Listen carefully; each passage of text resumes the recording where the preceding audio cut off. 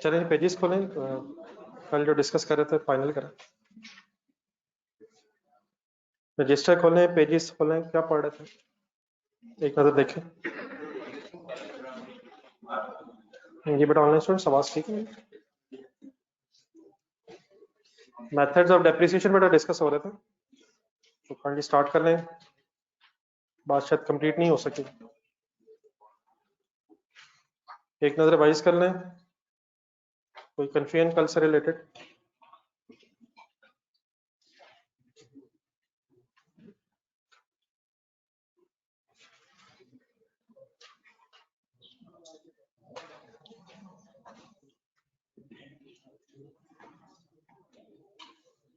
क्या होती है डेप्रिसिएशन?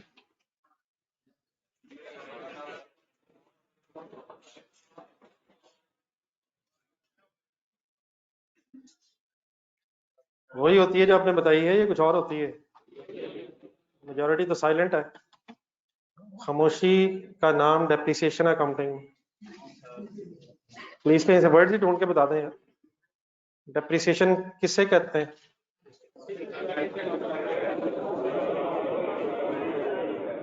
डेप्रिशिएबल अमाउंट किसे कहते हैं? डेप्रिशिएबल अमाउंट का मतलब क्या है?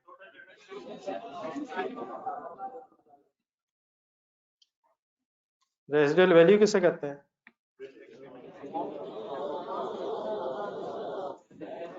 वो अमाउंट जो at the end of the useful life आपको एसेट के अगेंस्ट एक्सपेक्टेड है कि मिल जाएगी, मिल गई है, मिल जाएगी। देन मेरा दो मेथड्स पढ़े थे यार, स्ट्रेट लाइन मेथड और रिड्यूसिंग बैलेंस मेथड की डिस्कशन हुई थी। Any confusion? मेरे ख्याल कंप्लीट कर लिया था हमने, एक टेबल बना रहे थे। रिड्यूसिंग बैलेंस मेथड में हमेशा रेट चाहिए होता है, और अगर रेट अवेलेबल है तो फिर तो आप एज इट इज यूज करेंगे, अगर अवेलेबल नहीं है तो कैलकुलेट कर लेंगे और उस रेट का फिर फर्स्ट ईयर कॉस्ट से मल्टीप्लाई करेंगे विदाउट डिडक्टिंग इन रेजिडुअल वैल्यू, और सेकंड ईयर से ऑनवर्ड्स डब्ल्यूडीवी से मल्टीप्लाई करेंगे। चलो फिर आगे चले, पहले सबसे पहले मेथड्स ही कंप्लीट करना, नोट्स वाला पेज साथ रख लें। देन थर्ड मेथड लिखा हुआ है, जो ऑनेस्ट आपका तो नहीं कोई क्वेश्चन कल से रिलेटेड?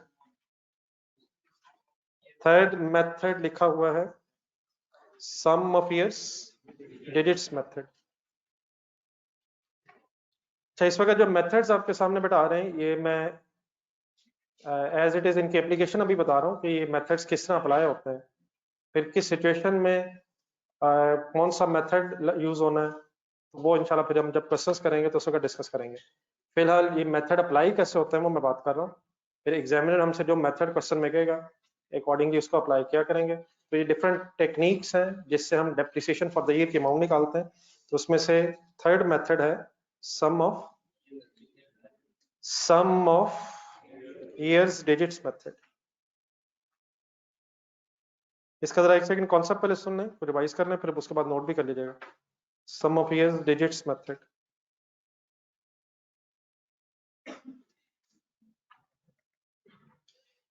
इसको समझाने के लिए भी कल आपने रजिस्टर जरा आपने देखा, रजिस्टर में आपने एक आसान सा एक डाटा लिखा था, कॉस्ट 1 लाख, जरा ढूंढने फिर उसी को मैं बेस बना रहा हूँ। 1 लाख कॉस्ट मैंने अज्यूम की थी, residual value 20,000, useful life 4 years. तो अगर आपने सम ऑफ डिजिट्स मेथड से बेटा वर्किंग करनी हो तो कुछ स्टेप्स उसमें होते हैं, पहले सुन लीजिएगा प्लीज। सबसे पहले जो एसेट की यूजफुल लाइफ हो उसको आपने फर्स्ट कॉलम में लिस्ट डाउन कर लेना है, 1 2 3 4। अब 4 साल लाइफ थी इसलिए मैंने 1 2 3 4। अगर 10 इयर्स लाइफ होती तो 1 2 3 4 10 तक आ जाता है। अगर 100 इयर्स लाइफ होती तो what is the first step? List down the number of years of useful life. Second step फिर ये होता है कि आपने इनका एक सम कर लेना, मींस 1 + 2 + 3 + 4। कैलकुलेटर पकड़ा, कर ले, पकड़ ले यार कैलकुलेटर। 1 + 2 + 3 + 4 is equal to 10। अच्छा, अगर अब ईयर्स कम हो, 4 साल है, 5 साल है, 6 साल है, फिर तो शायद सिंपली कैलकुलेशन हो सकती है। लेकिन अगर ईयर्स 50 हो तो फिर ये 1 + 2 3 करना जरा थोड़ा सा टाइम कंज्यूमिंग हो जाएगा। तो उस केस में फिर इसका एक फार्मूला भी है टोटल करने का, n × n + 1 / 2, n stands for number of years of useful life. मसलन अगर इसी केस में मैं ये फॉर्मूला यूज करना चाहूँ तो n मीन्स 4 years और 4 into 4 plus 1 डिवाइडेड बाय 2, क्या सॉल्व हो जाएगा?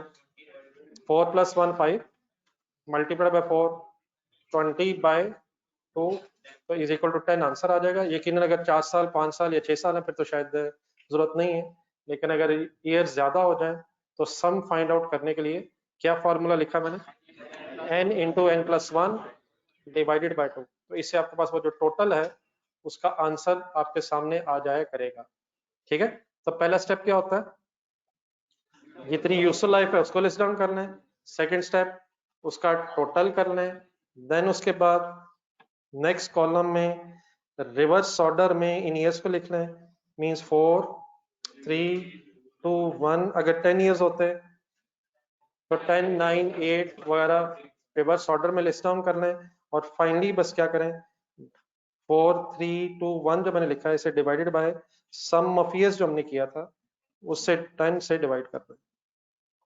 ठीक है, तो इस तरह करने से बस ये होगा कि हर साल की एक आपके सामने फ्रैक्शन बन जाएगी।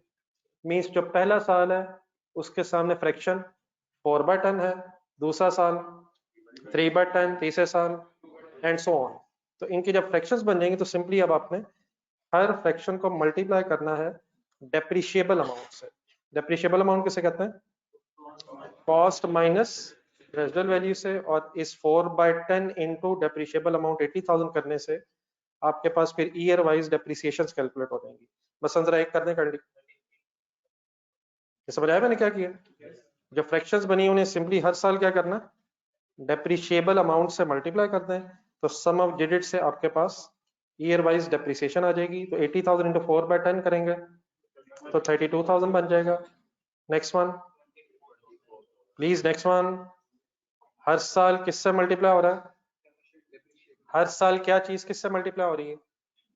डेप्रिशिएबल अमाउंट रिस्पेक्टिव फ्रैक्शन से मल्टीप्लाई हो रही है। तो 32,000 किस साल की डेप्रिसिएशन आ गई? पहले साल की 24,000, थर्ड ईयर की 16,000 एंड लास्ट ईयर की 8,000। और देन डेप्रिसिएशन के बाद एक कॉलम आपने एक क्यूमुलेटेड डेप्रिसिएशन का भी बनाना है और लास्ट में फिर एक WDV का कॉलम भी काइंडली बना लें। समझ आ गया प्लीज कैसे वर्किंग हुई है? लिख लें जरा।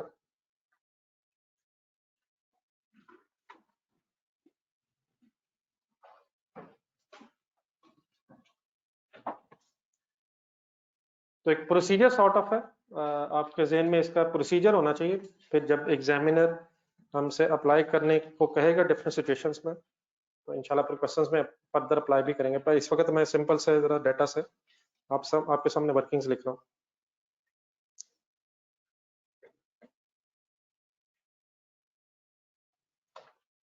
जी ऑनलाइन स्टूडेंट्स, आपको वर्किंग समझ आ गई?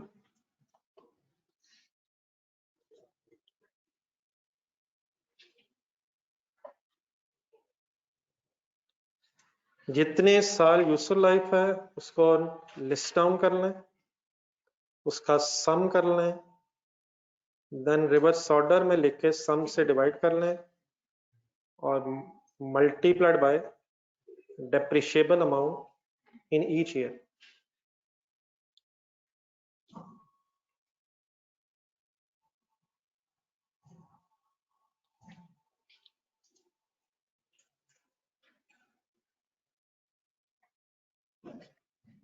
ये मैंने जरा एब्रीविएशन सी बनाई है, क्यूमुलेटेड डेप्रिसिएशन को समझ आएगा?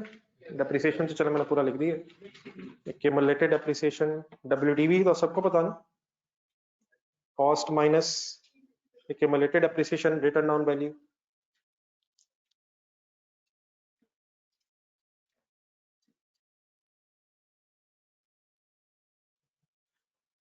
कर लें, कंप्लीट करना है जी अपने बाद नेक्स्ट कॉलम भी cumulated depreciation WDVs। Use calculator.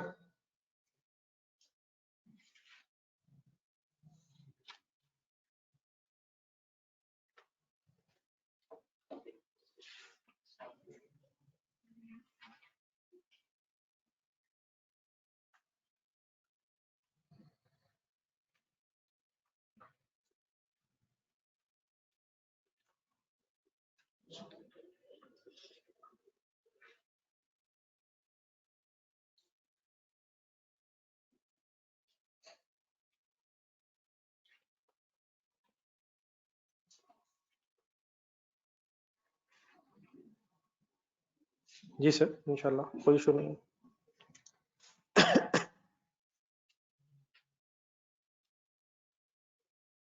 ये नीचे टोटल का एक फॉर्मूला भी काइंडली लिख लीजिएगा, वो शायद नीचे चला गया था। टोटल करने का formula N stands for number of years of useful life.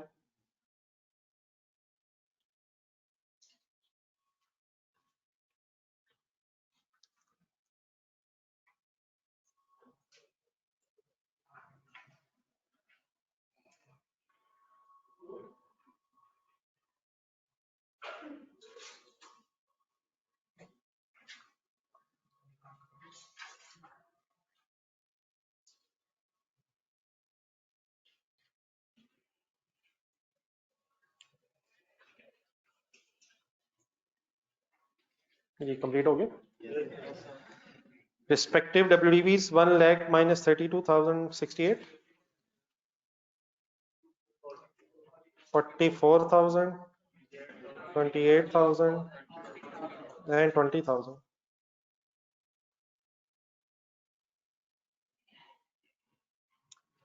कल दो स्टेटमेंट्स लिखी थी हमने, एक स्ट्रेट लाइन मेथड की वर्किंग के नीचे और एक रिड्यूसिंग बैलेंस मेथड की वर्किंग के नीचे। वो दोनों स्टेटमेंट्स हैं, हर मेथड पे एप्लीकेबल है। जरा ढूंढे जरा क्या लिखी हुई।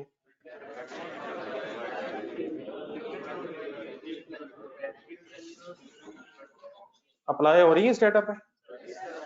At the end of the useful life, WDV should be equal to residual value of 20,000 and depreciable amount of 80,000 should be equal to accumulated depreciation. Irrespective of the method, अगर आप वर्किंग ठीक कर रहे हैं तो ये दोनों statements as it is applicable होनी चाहिए। जी कंप्लीट हो गया। चलो फिर आगे नेक्स्ट पेज पे आ जाए जरा। दो मेथड्स यहीं से पढ़ लें, ये सिंपल से।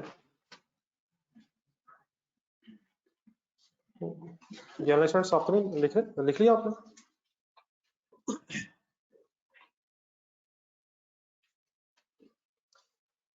देन सर ये तो फाइनली दो मेथड्स आपके सामने लिखे हुए हैं, मशीन और मेथड और यूनिट्स प्रोड्यूस मेथड। ये मैन्युफैक्चरिंग बिजनेसेस में मशीन से रिलेटेड होते हैं।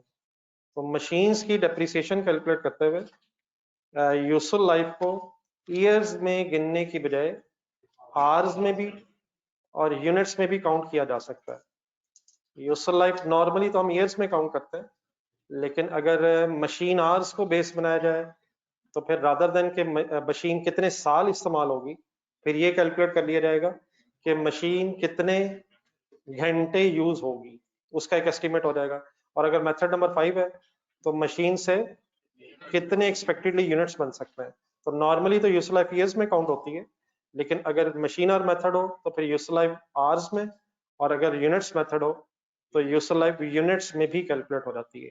ये जब हम पढ़ेंगे तो ये जो फॉर्मूला है एग्जैक्टली तकरीबन स्ट्रेट लाइन मेथड की तरह के लगेंगे आपको, एक्सेप्ट दैट के स्ट्रेट लाइन मेथड में divided by useful life in years होती है, मशीन और मेथड में divided by total estimated hours हो जाएंगे, और प्रोडक्शन यूनिट्स मेथड में टोटल एक्सपेक्टेड यूनिट्स हो जाएंगे।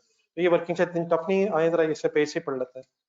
तो मशीन और मेथड में होता क्या है, सबसे पहले रेट पर मशीन आवर कैलकुलेट होता है। क्या लिखा हुआ है रेट पर? तो उसका फॉर्मूला क्या है? Cost minus residual value means depreciable amount calculate करें और divide bye effective total working hours या टोटल मशीन आवर्स, जितने अरसे मशीन इस्तेमाल हो सकती है फ्यूचर में। तो रादर देन ईयर्स फिर आप आवर्स ढूंढेंगे। इससे क्या आपके पास आ जाएगा, एक घंटे की डेप्रिसिएशन आ जाएगी। मींस उसे जरा फिगर सुने जरा। लेट्स अज्यूम अगर 50 लाख रुपीस की मशीन है, 50 लाख रुपीस उसकी कॉस्ट है, और 5 लाख रुपीस सपोज की रेजिडुअल वैल्यू एक्सपेक्टेड है, और आपका ये एस्टीमेट है कि आपकी ये मशीन अपनी पूरी लाइफ में, कैलकुलेटर पकड़े, 1 लाख घंटे इस्तेमाल होगी। 50 लाख क्या लिखा मैंने cost, 5 lakh suppose residual value, और divide by 1 lakh suppose effective total working hours, तो आपका एक आंसर बेटा आएगा 45। ये 45 rupees per machine our per hour. इसका मीनिंग ये है कि हमारी ये वर्किंग कहती है कि जब हमारी मशीन 1 घंटा चल जाएगी तो वो 45 रुपीज डेप्रिशिएट हो जाएगी। जब एक और घंटा चलेगी तो फिर और 45, और अगर दोनों को मिला लिया जाए तो 2 घंटों में फिर 90 एंड सो ऑन। हमने 1 घंटे की डेप्रिसिएशन निकाल ली है।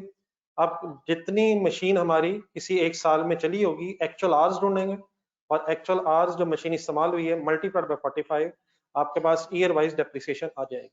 मसलन फॉर एग्जांपल फर्स्ट ईयर में आपने ईयर 1 में अगर आपने मशीन 5000 आवर्स यूज की है तो मल्टीप्लाइड बाय बोलें क्या करो 45, आंसर बताएं 5000 इंटू 45। प्लीज यार आंसर बताएं, कैलकुलेटर में बताएंगे ना, ये कमाल हो गया। जुबानी बेटा किसने कहा यार? 5 लाख मैंने क्या लिखा है? 5 लाख क्या है? एक्सपेक्टेड आवर्स या एक्चुअल आवर्स? अब ये एक्चुअल आवर्स है। फर्स्ट ईयर में सपोज 5000 घंटे हमारी मशीन यूज हुई और मल्टीप्लाइड बाय 45 हमने जब किया तो इसकी बेस पे हमारा 2,25,000 क्या आया? ये फर्स्ट ईयर की डेप्रिसिएशन आ गई based on machine hours. Year 2 में सपोज अगर हमारी मशीन 6000 आवर्स यूज हुई है तो multiplied by 45 is equal to 2,70,000। Concept ये है कि एक रेट पर मशीन आवर कैलकुलेट हो जाएगा और फिर उस रेट को आप एक्चुअल आवर्स से मल्टीप्लाई करके ईयर वाइज डेप्रिसिएशन कैलकुलेट कर लेंगे। और अगर डिफरेंट ईयर्स में मशीन डिफरेंट टाइम यूज हुई है तो अकॉर्डिंगली फिर डेप्रिसिएशन भी अकॉर्डिंगली कम या ज्यादा हो सकती है, डिपेंडिंग अपॉन कि मशीन ज्यादा टाइम यूज हुई है या कम टाइम। तो what is the formula to calculate depreciation rate per hour? Cost minus residual value divide by total effective hours, और फिर ये जो रेट आ जाएगा इसे आप ईयर वाइज डेप्रिसिएशन कैलकुलेट करने के लिए एक्चुअल आवर्स से मल्टीप्लाई कर देंगे। स्पेस आपके पास मेरे ख्याल नीचे भी है पेज के, वहीं शायद लिख लें ये जरा, या साथ ही उसके जगह भी है जहाँ पे ये फार्मूला बना हुआ है।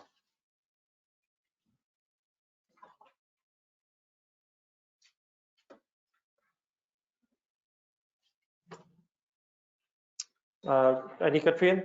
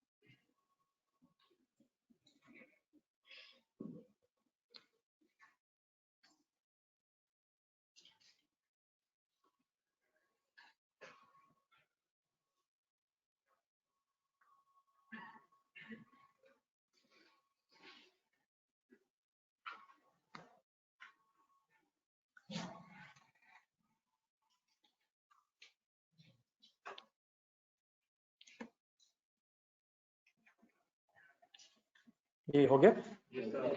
मेथड नंबर 5 जरा आप पढ़ के बताएंगे आप, इसमें 4 और 5 में क्या डिफरेंस है?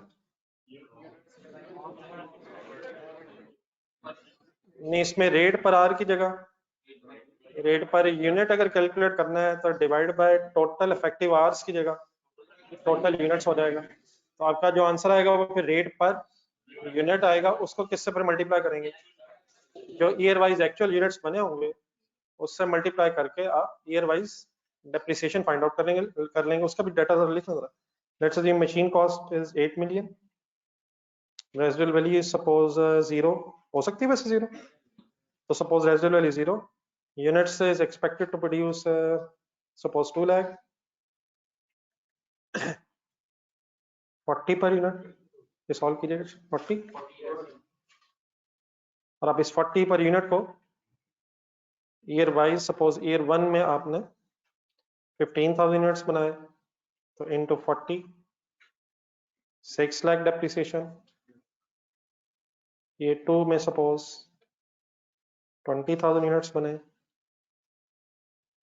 तो 8 लाख एंड सो ऑन। जो रेट आ जाएगा वो रिस्पेक्टिव ईयर में एक्चुअल यूनिट से मल्टीप्लाई होके आपको डेप्रिसिएशन की अमाउंट दे देगा।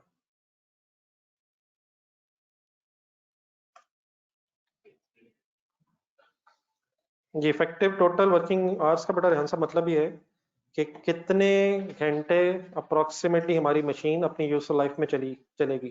डेफिनेटली रियल लाइफ में तो आपको खुद से ही एस्टिमेट करना पड़ता है, लेकिन एग्जाम सिचुएशन में एग्जामिनर आपको बताएगा, उसको आपने यूज करना है। तो रादर देन के लाइफ को ईयर्स में काउंट किया जाए, आप लाइफ को घंटों में भी काउंट कर सकते हैं, लेकिन ये मेथड डेफिनेटली मशीन्स पे या व्हीकल्स वगैरह पे एप्लीकेबल होता है। और इसी तरह यूनिट्स भी एक हमारी जो मशीन है वो कितने एक्सपेक्टेडली यूनिट्स बना देगी अपनी लाइफ में, तो उसकी बेस पे per unit rate of depreciation भी फाइंड आउट किया जा सकता है। ठीक है रेहान सर?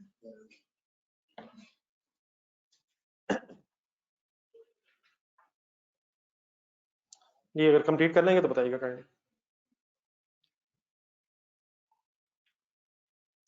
चलिए अब ये नोट्स जरा साइड पर रखते हैं, अब रजिस्टर की जरा जरूरत है, कुछ लिख के जरा अपने आगे चलना है। तो लिखते नहीं ना प्लीज।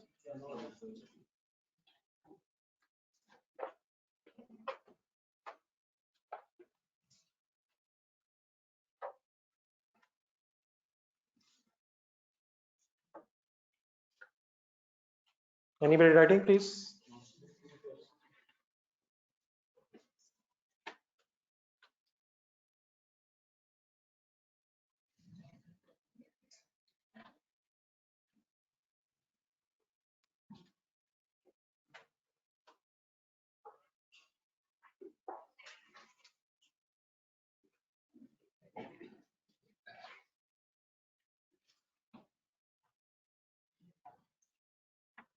एक हेडिंग लिखिए जी, अकाउंटिंग ट्रीटमेंट ऑफ डेप्रिसिएशन।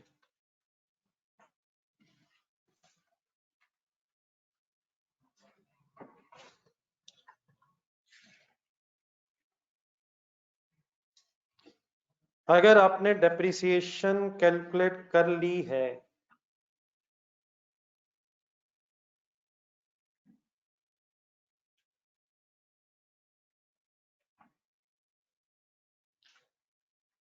अगर आपने डेप्रिसिएशन कैलकुलेट कर ली है by using either of the method जो भी हमने 5 डिस्कस किए हैं, तो नेक्स्ट बड़ा नेक्स्ट स्टेप इज कि फिर इस डेप्रिसिएशन का अकाउंटिंग ट्रीटमेंट मींस इसकी क्या एंट्री करें। सिंपल सी बात की है यार। डेप्रिसिएशन आपने straight line method, reducing sum of digits, machine or units method, दो भी मेथड अप्लाई किया, आपके पास डेप्रिसिएशन की अमाउंट आ गई। जब अमाउंट आ जाएगी तो फिर एज एन अकाउंटेंट आप उसकी डबल एंट्री करेंगे, वही उसका अकाउंटिंग ट्रीटमेंट है। तो क्या डेप्रिसिएशन की entry? Depreciation debit and accumulated depreciation credit. एक अलाउंस हल्का सा वर्ड है, मेरे ख्याल अलाउंस तो शायद वर्ड नहीं यूज किया होगा, वो डेटर्स में होता है शायद। आई होप कि सबने एक्यूमुलेटेड डेप्रिसिएशन ही वर्ड पढ़ा होगा।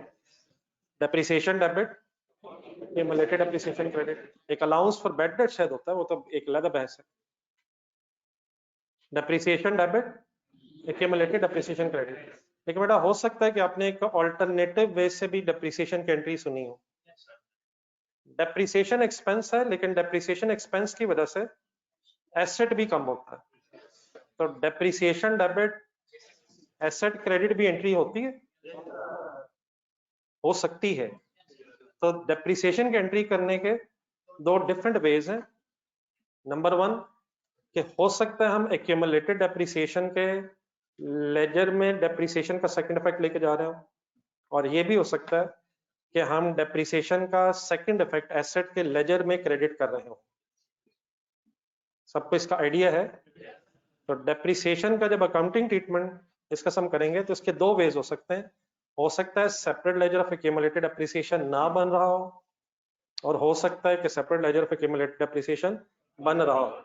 हाँ, बाय डिफॉल्ट अगर हमें नहीं पता कि क्या सिचुएशन है, तो बाय डिफॉल्ट आपने बिल्कुल सही एंट्री मुझे बताई है। By default we always assume कि there is a separate ledger of accumulated depreciation. लेकिन डेप्रिसिएशन की एंट्री करते हुए दो वेज हो सकते हैं। एसेट अकाउंट में भी डेप्रिसिएशन क्रेडिट हो सकती है, और एक्यूमुलेटेड डेप्रिसिएशन का लेजर अलहदा भी बन सकता है। तो इसको इस तरह से काइंडली लिख लेते हैं। अभी लिखने की जल्दी ना, एक सेकंड करें। सेंटर में मैंने एक लाइन लगाई है क्योंकि दो सिचुएशंस हैं। If there is no separate ledger of accumulated depreciation, so then what should be the accounting treatment of depreciation? Depreciation expense debit, depreciation expense debit and asset credit. Machinery है तो machinery credit, vehicle है तो machinery credit, sorry vehicle है तो vehicle credit, building है तो building credit and so on. जो भी एसेट है जो डेप्रिशिएट हो रहा है उसके लेजर में डेप्रिसिएशन का सेकंड इफेक्ट क्रेडिट हो जाएगा। Let me finish please. Opposite side पे फिर हेडिंग बन जाएगी, if there is a separate ledger of accumulated depreciation, और अगर accumulated depreciation का separate ledger बन रहा है तो फिर depreciation डेबिट है एज एन एक्सपेंस, लेकिन डायरेक्टली एसेट के लेजर में क्रेडिट करने की बजाय accumulated depreciation का अलग लेजर बना लें और फिर accumulated depreciation के लेजर में जितनी अमाउंट होगी उतनी अमाउंट एसेट में कम हो जाएगी। ठीक है सर, लिख लो।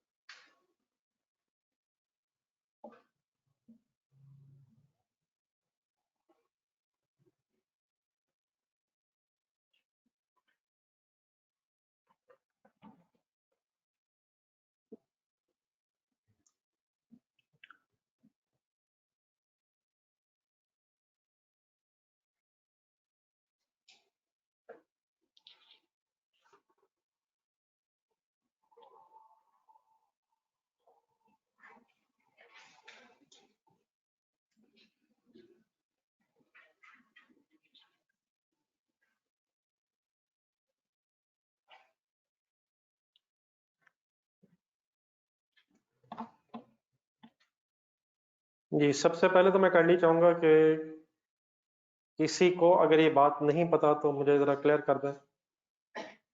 सबको पता है ये दो तरह से एंट्री हो सकती है, देख लीजिएगा प्लीज, इसी से बात आगे फिर चली जानी है। Any confusion? Any confusion sir? अगर आपके सामने वर्ड बोला जाए डेप्रिसिएशन, तो आपके जहन में डेप्रिसिएशन अगर जहन में आप रखें तो प्रॉफिट एंड लॉस स्टेटमेंट का कोई हेड आता है या स्टेटमेंट ऑफ फाइनेंशियल पोजीशन का कोई हेड आता है? मतलब ये डेप्रिसिएशन कोई प्रॉफिट एंड लॉस स्टेटमेंट में जानी है या स्टेटमेंट ऑफ फाइनेंशियल पोजीशन में आनी है? डेप्रिसिएशन जब हम वर्ड यूज करते हैं तो इसका मतलब हम डेप्रिसिएशन एक्सपेंस की बात कर रहे हैं जिसने ऑपरेटिंग एक्सपेंसेस में समवेयर जाना, प्रॉफिट एंड लॉस से रिलेटेड आ जाएगी। अगर आपके सामने वर्ड बोला जाए एक्यूमुलेटेड डेप्रिसिएशन, तो it has nothing to do with the profit and loss statement. Accumulated depreciation का मतलब है कि एसेट कम हो रहा है। अगर एक्यूमुलेटेड डेप्रिसिएशन 1 लाख रुपए है तो इस एक्यूमुलेटेड डेप्रिसिएशन ने स्टेटमेंट ऑफ फाइनेंशियल पोजीशन में जाके एसेट को कम करना है। और अगर एक्यूमुलेटेड डेप्रिसिएशन 1.5 लाख रुपया हो जाए तो इसका मतलब इस 1.5 लाख रुपए ने एसेट को कम करना है। इन अदर वर्ड्स एक्यूमुलेटेड डेप्रिसिएशन अगर बढ़ती जाएगी तो उतने से ही एसेट कम होता जाएगा, और अगर डेप्रिसिएशन बढ़ेगी तो उससे एक्सपेंस बढ़ेगा, मींस प्रॉफिट एंड लॉस में आपका प्रॉफिट कम होगा। तो एक्यूमुलेटेड डेप्रिसिएशन ने प्रॉफिट एंड लॉस में जाना है। एक्यूमुलेटेड डेप्रिसिएशन ने स्टेटमेंट ऑफ फाइनेंशियल पोजीशन में नॉन करंट एसेट्स में जिस एसेट से रिलेटेड है उसके सामने जाके कॉस्ट माइनस एक्यूमुलेटेड डेप्रिसिएशन होकर डब्ल्यूडीवी बनना है। Accumulated depreciation is a statement of financial position item and depreciation is a profit and loss item. Depreciation से expense बढ़ेगा, और एक्यूमुलेटेड एप्रिसिएशन से एसेट कम होगा, एक्यूमुलेटेड एप्रिसिएशन से इनडायरेक्टली एसेट कम होगा। ये उसी तरह से ही है जिससे एक दो तीन चीजें और पुरानी अगर आप रिवाइज कर लें, परचेज रिटर्न्स अगर बढ़ रही हैं तो परचेज रिटर्न्स के बढ़ने से परचेजेस कम हो रही है, सेल रिटर्न्स के बढ़ने से सेल्स कम हो रही है, ड्राइंग्स के बढ़ने से कैपिटल कम हो रहा है। अगर अलाउंस फॉर बैड डेट्स याद है तो अलाउंस फॉर बैड डेट्स के बढ़ने से डेटर्स कम हो रहे हैं, डेटर्स कम हो रहे हैं। तो एक्यूमुलेटेड एप्रिसिएशन के बढ़ने से स्टेटमेंट ऑफ फाइनेंशियल पोजीशन में नॉन करंट एसेट्स कम हो रहे हैं, लैंड बिल्डिंग सॉरी लैंड के अलावा बिल्डिंग मशीनरी वगैरह जो भी एसेट है जिससे रिलेटेड ये accumulated appreciation. Okay please. Then जरा लेफ्ट साइड पे जब एंट्री है इसको जरा थोड़ा सा और मेरे साथ एनालाइज करें या विजुलाइज करें। अब हमने एंट्री अगर लिखी है डेप्रिसिएशन डेबिट और एसेट क्रेडिट, अगर ये एसेट वाली एंट्री की हो तो इसका एक इफेक्ट तो, अब जितने हेड्स होते हैं उनके अपने अपने लेजर्स होंगे, तो एक डेप्रिसिएशन का लेजर होना चाहिए और एक एसेट का लेजर होना चाहिए। एसेट का लेजर जरा ध्यान मिलाएं, एसेट के लेजर में अगर एसेट खरीदा है तो एसेट डेबिट होगा, कैश क्रेडिट होगा, तो एसेट के लेजर में डेबिट साइड पे फिगर आ जाएगी। डेप्रिसिएशन की एंट्री अगर हम एसेट अकाउंट में ही क्रेडिट कर रहे हैं तो डेप्रिसिएशन एसेट अकाउंट में क्रेडिट साइड पे चली जाएगी, डेबिट साइड पे कॉस्ट होगी, ऐसे ही होगा। सपोज 8 लाख रुपए का 8 लाख रुपीस का एसेट है, वो डेबिट हो 8 लाख रुपीस, उसकी 1 लाख रुपीस डेप्रिसिएशन बनी, और अगर हमने एसेट अकाउंट के अंदर ही लिख ली तो 8 लाख डेबिट साइड पे और 1 लाख क्रेडिट साइड पे। अब इस लेजर को अगर आप बैलेंस करेंगे तो 7 लाख उसका क्लोजिंग बैलेंस आ जाएगा, और 7 लाख उसका जो क्लोजिंग बैलेंस है वही उसकी WDV को भी रिफ्लेक्ट करेगा, 8 lakh minus 1 lakh. Next year में अगर यही लेजर बनाया जाए तो नेक्स्ट ईयर का फिर ब्रॉड डाउन कितना होगा, 7 lakh closing next year brought down होगा। और फॉर एग्जांपल अगर नेक्स्ट ईयर की डेप्रिसिएशन भी 1 लाख है और एसेट अकाउंट के अंदर ही जा रही है तो सेकेंड ईयर का फिर CD बैलेंस 6 लाख होने का मतलब, अगर एसेट अकाउंट के अंदर डेप्रिसिएशन आप चार्ज कर रहे हैं तो जो closing balance of asset account होता है वो फिर उसकी WDV के इक्वल आता रहता है। मेरे ख्याल हवा में शायद मुश्किल हो रहा है, जरा जहाँ पे आपने लिखा है, अच्छा इसके नीचे जरा 2-3 लाइनें छोड़ दें, ये जो भी हम सेंटर में लाइन लगा रहे थे, एक आसान से जरा वर्किंग करें, जरा एक मशीनरी का जरा लेजर खोले नीचे, 2-3 लाइनें जरा रख के ऊपर।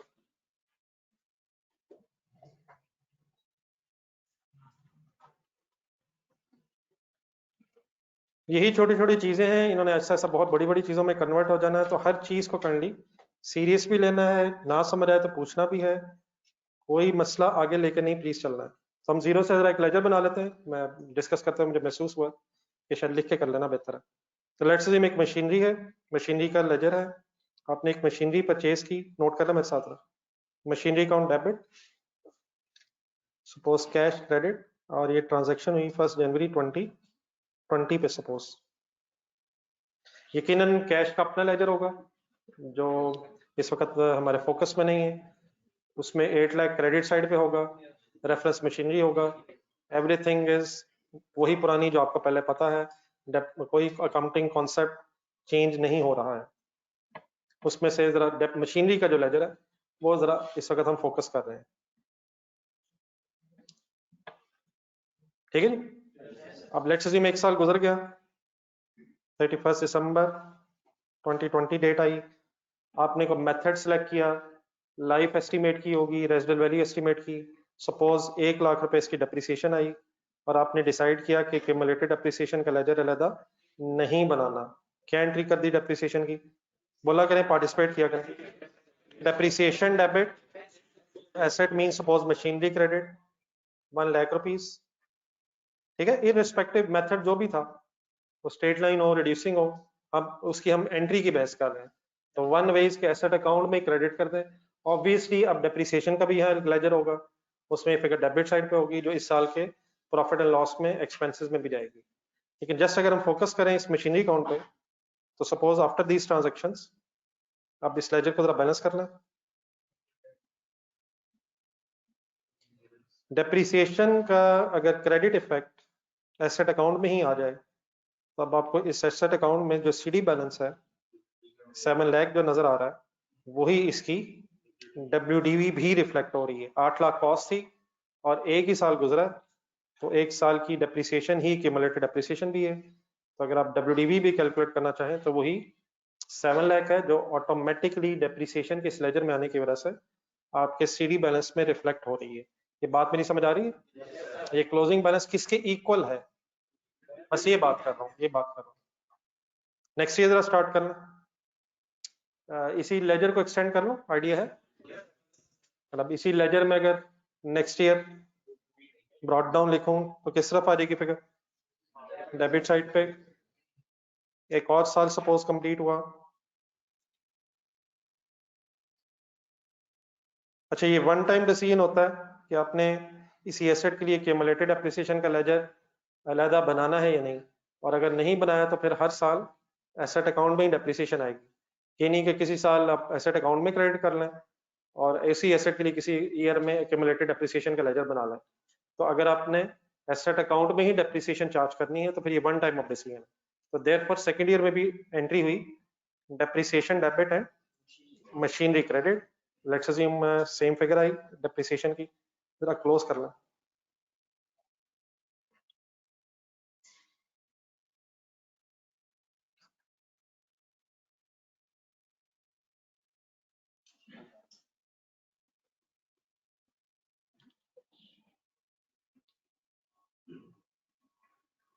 सिर्फ आपको क्या शायद याद करवाने की कोशिश की है ये लेजर बना के मैंने, क्लोजिंग बैलेंस जो आ रहा है वो किसके इक्वल आ रहा है? इसकी कॉस्ट 8 लाख थी, 2 साल अगर एक्यूमुलेट कर लें 2 लाख रुपया, तो 6 लाख की 2 साल के बाद इसकी WDV होनी चाहिए थी, जो इस लेजर से ही हमें पता चल रही है। आई होप अब नेक्स्ट ईयर हम विजुलाइज कर सकते हैं। नेक्स्ट ईयर ब्रॉड डाउन क्या हो जाएगा? 6 लाख, फिर डेप्रिसिएशन लेस हो जाएगी और 1 लाख फॉर एग्जांपल, तो ग्रेजुअली CD बैलेंस WDV के इक्वल आता जाएगा। ये लेजर मैंने इसलिए बनाया कि जरा ऊपर आए जहां आप लिख रहे थे, मैंने आपको एक लाइन, 2 लाइनें छुड़वाई थी। लेफ्ट साइड पे जो एंट्री है उसके साथ नीचे जरा ब्रैकेट में जरा लिख लें जरा, ये जो अभी हमने समझने की कोशिश की है। In this case closing balance of asset account, अगर ये एंट्री की जाए एसेट अकाउंट में क्रेडिट कर दी जाए डेप्रिसिएशन, तो the closing balance of asset account will be equal to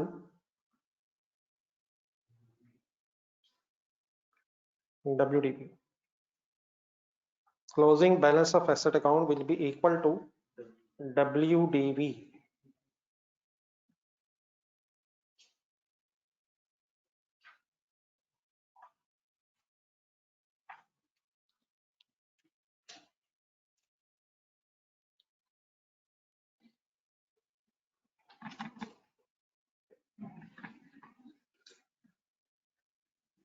ठीक है सर?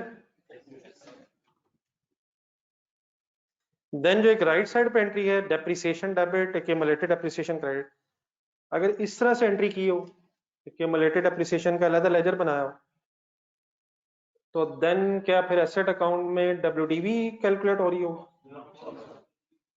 उसका भी मेरे ख्याल बना के देख लेते नीचे जरा। अगर एसेट अकाउंट अलग हो और एक्यूमुलेटेड डेप्रिसिएशन अकाउंट अलग हो, तो आप इस तरह करें, अपने पेज पे जरा लेफ्ट और राइट साइड पे जरा आमने सामने 2 लेजर्स खोल लेंगे जरा, अपने नीचे जाके जहां भी जगह है, राइट लेफ्ट, लेफ्ट और राइट साइड पे। लेफ्ट साइड पे जरा एक मशीनरी अकाउंट और ऑपोजिट साइड पे एक्यूमुलेटेड डेप्रिसिएशन अकाउंट जरा आमने सामने खोलना।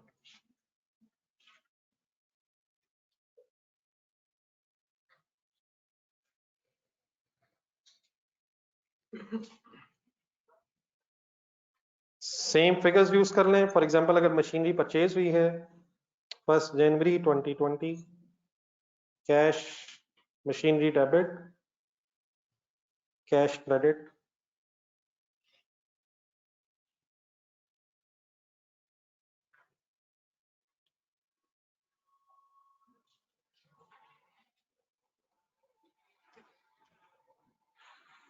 आ जाए यहां तक आ जाए।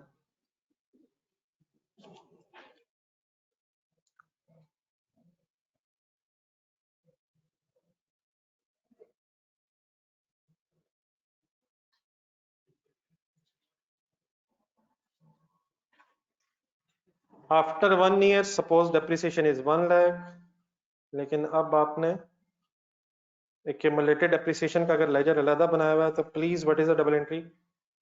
Depreciation debit, accumulated depreciation credit. Depreciation का यकीनन अपना अलग लेजर जरूर होगा, लेकिन अब सेकंड इफेक्ट एसेट अकाउंट में नहीं बल्कि अलग लेजर में अगर आया तो अब जरा बैलेंस कर लें दोनों लेजर्स को आफ्टर 1 ईयर। मशीनरी अकाउंट में 8 लाख ही सीडी बैलेंस होगा और मशीनरी कितने से कम हुई है ये फिर एक अलग लेजर में रिफ्लेक्ट हो रही है। एक्यूमुलेटेड एप्रिसिएशन में 1 लाख क्रेडिट बैलेंस आ जाएगा। ठीक है सर?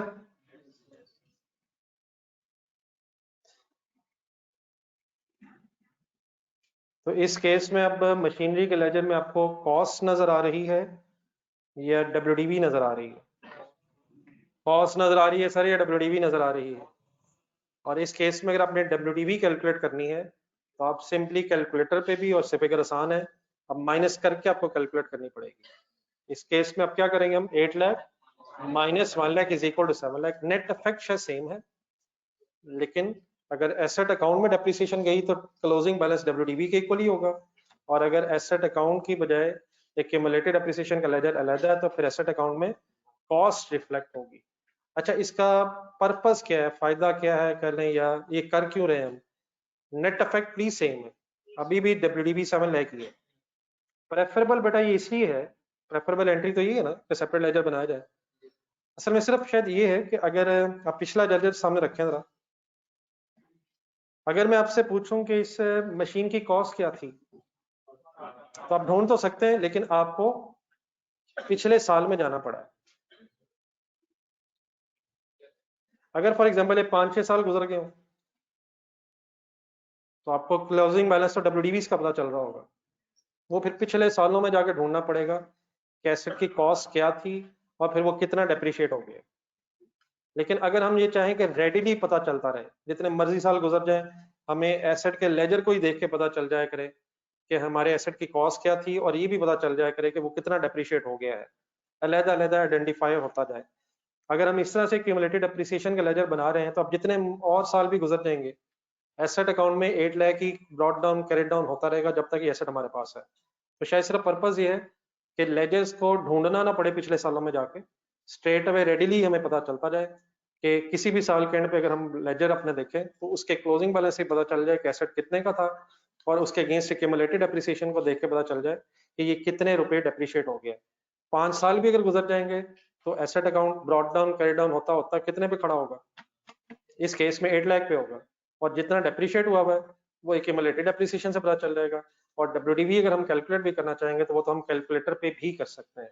तो the only purpose of this segregation is कि कॉस्ट की और एक्यूमुलेटेड एप्रिसिएशन की इंफॉर्मेशन अलग ईयर वाइज ही पता चलती जाए, रादर देन कि हमें पिछले सालों के लेजर्स में जाके ढूंढना पड़ जाए। वो भी पॉसिबल तो है, लेकिन शायद अपनी आसानी करने के लिए कि हमें जरा ज्यादा relevant information year wise straight में नजर आती रहे, तो एक्यूमुलेटेड एप्रिसिएशन का लेजर अलग बना लिया जाता है। वैसे क्या आपको पता होना चाहिए कि एसेट कितने का था, कितना डेप्रिशिएट हो गया है? जो पिछला लेजर हम बना रहे हैं उसके सीडी बैलेंस से सिर्फ क्या पता चल रहा है, कितना रह गया है। सीडी मींस डब्ल्यूडीवी है, 6 लाख का, 7 लाख का रह गया, 6 लाख का रह गया, 5 लाख का रह गया, ये तो पता चल रहा है, लेकिन ये आया कितने का था, कितना डेप्रिशिएट हो गया। वर्किंग तो वो भी हो सकती है, लेकिन उसके लिए फिर आपको सॉल्व करना पड़ेगा पिछले सालों में जाके। तो उसकी बजाय अगर सेपरेट लेजर्स बना लिए जाए तो आपको कॉस्ट और एक्यूमुलेटेड एप्रिसिएशन का बगैर किसी पिछले सालों में जाके वर्किंग के बजाय आपको साथ साथ ही पता चलता जाता है। तो ये तो जस्ट मैंने कॉन्सेप्ट के हवाले से आपको बताया। बाकी अगर हमारा एग्जामिनर बता दे कि एसेट अकाउंट को कॉस्ट पे होना चाहिए तो इसका मतलब एक्यूमुलेटेड एप्रिसिएशन का लेजर अलहदा बनना है, और अगर एसेट अकाउंट डब्ल्यूडीवी पे होगा तो डेप्रिसिएशन फिर एसेट अकाउंट में ही जानी है। और अगर ना बताए तो फिर बाय डिफॉल्ट एक्यूमुलेटेड एप्रिसिएशन का लेजर अलहदा ही बनाएंगे। आई होप कि मेरी बात समझ आ गई है। एक और सा जरा कंप्लीट करना था इसका भी, ब्रॉड डाउन बताएं। एक सेकंड जरा, ये मैं इंपॉर्टेंट चीज है जरा पूछना आपसे, जरा बताएं मशीनरी अकाउंट में ब्रॉड डाउन कितना लिखें? एक्यूमुलेटेड एप्रिसिएशन में ब्रॉड डाउन होगा किन लेजर्स के ब्रॉट डाउन होते हैं? एक्यूमुलेटेड एप्रिसिएशन के लेजर का ब्रॉट डाउन होगा, तो मैंने लिख दिए, लेकिन साथ एक और सवाल भी पूछा आपसे, क्या सब लेजर्स में ब्रॉट डाउन होते हैं? जो प्रॉफिट एंड लॉस से रिलेटेड लेजर्स होते हैं, असल में जो इनकम्स और expenses for the year calculate होती हैं, तो सेल्स का ब्रॉट डाउन, सैलरी एक्सपेंस का, तो स्टेटमेंट ऑफ फाइनेंशियल पोजीशन में जो हेड्स होते हैं, एसेट्स, लायबिलिटीज, इक्विटी, इसके brought down carry down balances को नेक्स्ट ईयर ब्रॉट डाउन किया जाता है, ये एज ऑन बैलेंसेस कैलकुलेट होते हैं। तो एक्यूमुलेटेड डेप्रिसिएशन के लेजर का फिर ब्रॉट डाउन क्यों? ये भी तो एक्सपेंस ही है, ये एक्सपेंस नहीं है, ये एसेट की रिडक्शन को रिफ्लेक्ट कर रहा है, इसका ताल्लुक एसेट से है। क्या डेप्रिसिएशन का भी ब्रॉट डाउन होगा? वो एक्सपेंस है, वो ईयर वाइज है, लेकिन accumulated depreciation statement of financial position से रिलेटेड लेजर है, ये एसेट को रिफ्लेक्ट कर रहा है। ये 1 लाख ब्रॉट डाउन क्या बता रहा है कि पिछले सालों तक ये एसेट 1 लाख रुपीज से कम हो चुका है।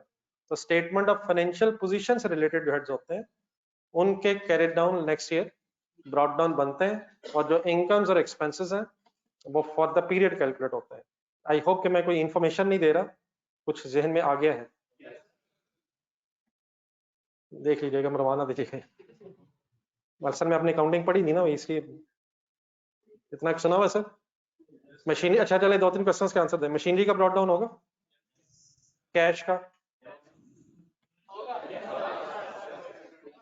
कैश तो इनकम ही है ना, और कैश एसेट है यार, क्यों नहीं होगा? कैश एसेट ही है ना यार। डेटर्स का होगा सर? क्या जेन में ला रहे हैं मेरे इस सवालों के जवाब देगा देते हुए? Statement of financial position item, ये देखना है।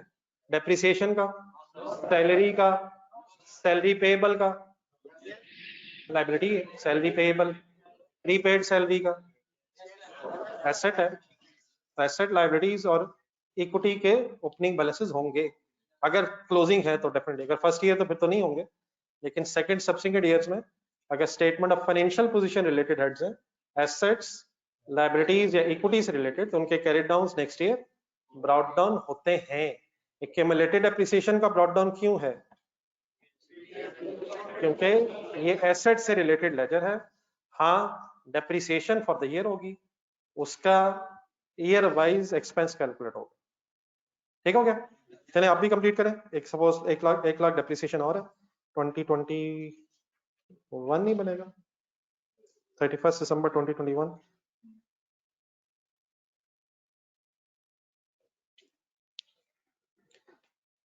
Depreciation debit, accumulated depreciation credit, suppose 1 lakh, finally accumulated depreciation का क्लोजिंग हो गया 2 लाख, मशीनरी काउंट 8 लाख। इस 8 लाख का हरगिज़ से मतलब नहीं है कि ये मशीनरी 8 लाख की ही है। इस 8 लाख का मतलब है कि 8 लाख की थी। 2 लाख क्या बता रहा है कि 2 लाख से डेप्रिशिएट हो गई है, and so on. Definitely years आगे चलते रहेंगे, अगर तो 2 lakh next year brought down हो जाएगा, फिर उसमें डेप्रिसिएशन ऐड होके आपको पता चलता जाएगा कि टोटल कितना डेप्रिसिएशन का एक्यूमुलेटेड बैलेंस ऑफ मशीनरी होता जा रहा है।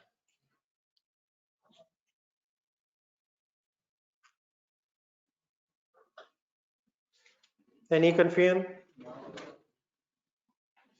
चलिए जरा कंप्लीट कर लें। ऊपर जहां हम लिख रहे थे, राइट साइड पे जो एंट्री है depreciation debit accumulated depreciation credit, उसके नीचे एक मैंने ब्रैकेट बनानी है उसी तरह की जिस तरह लेफ्ट साइड पे बनाई थी। बताएंगे उस ब्रैकेट में क्या लिखूं?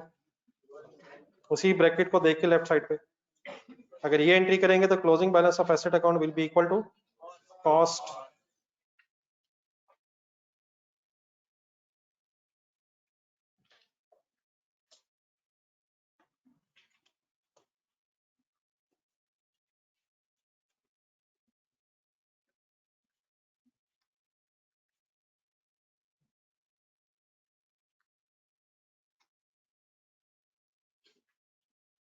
फाइनली एनी कंफ्यूजन, कोई क्वेश्चन जहन में आता हो?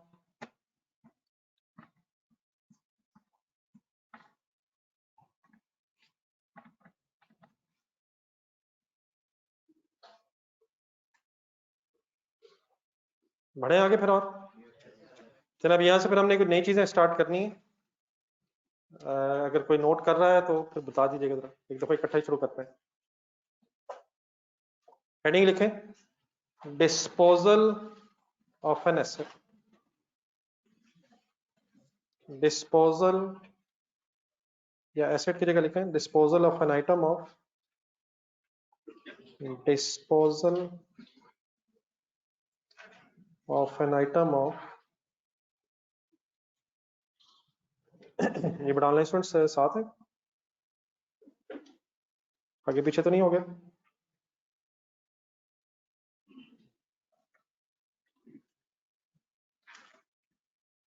Disposal of an item of property plant and equipment.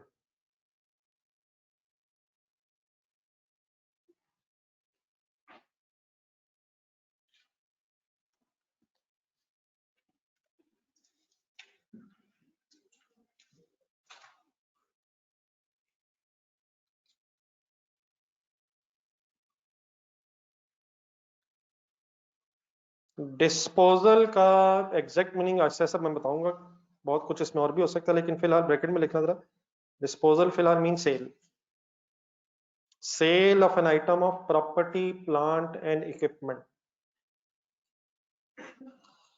ये item of property plant and equipment का क्या मतलब है?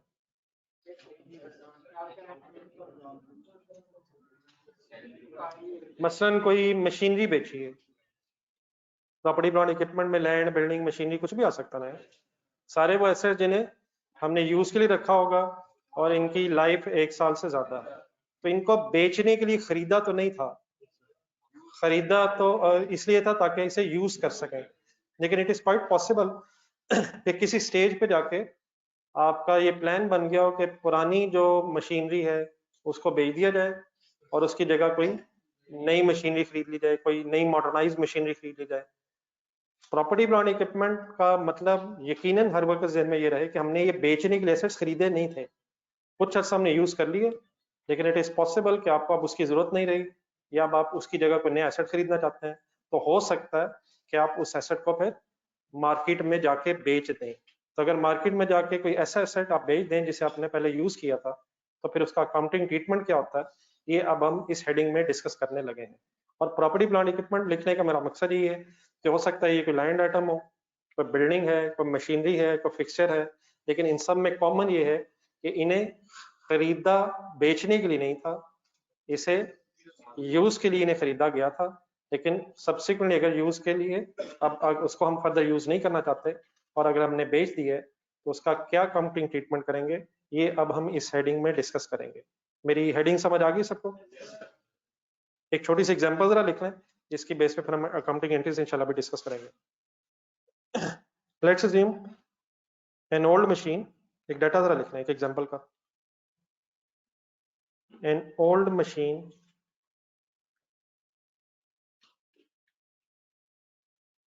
costing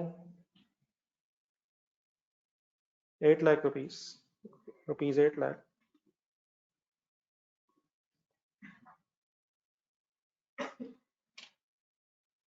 having accumulated appreciation of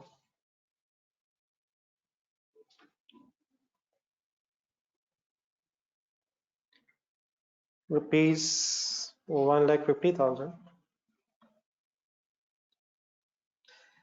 An old machine costing 8 lakh having accumulated appreciation of rupees 1,50,000 is sold for rupees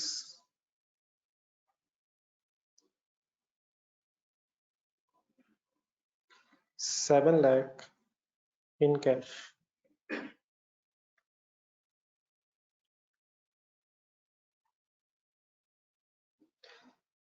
An old machine costing 8 lakh having accumulated depreciation of 1,50,000 is sold for rupees 7 lakh in cash. Business अपना ही समझें क्या बेचा है, क्या मिला है? Machinery बेची है, कैश मिला है। कितने वाली मशीनरी बेच के कितना कैश मिल गया है? 8 लाख वाली मशीनरी बेच के 7 लाख कैश मिल गया है। क्या 8 लाख वाली मशीनरी को कुछ अर्सा आपने यूज भी किया था? तो क्या जब उसे बेचा है उस वक्त वो 8 लाख रुपए की थी, या आपकी बुक्स में, कैलकुलेटर पकड़े, कैलकुलेटर पकड़े,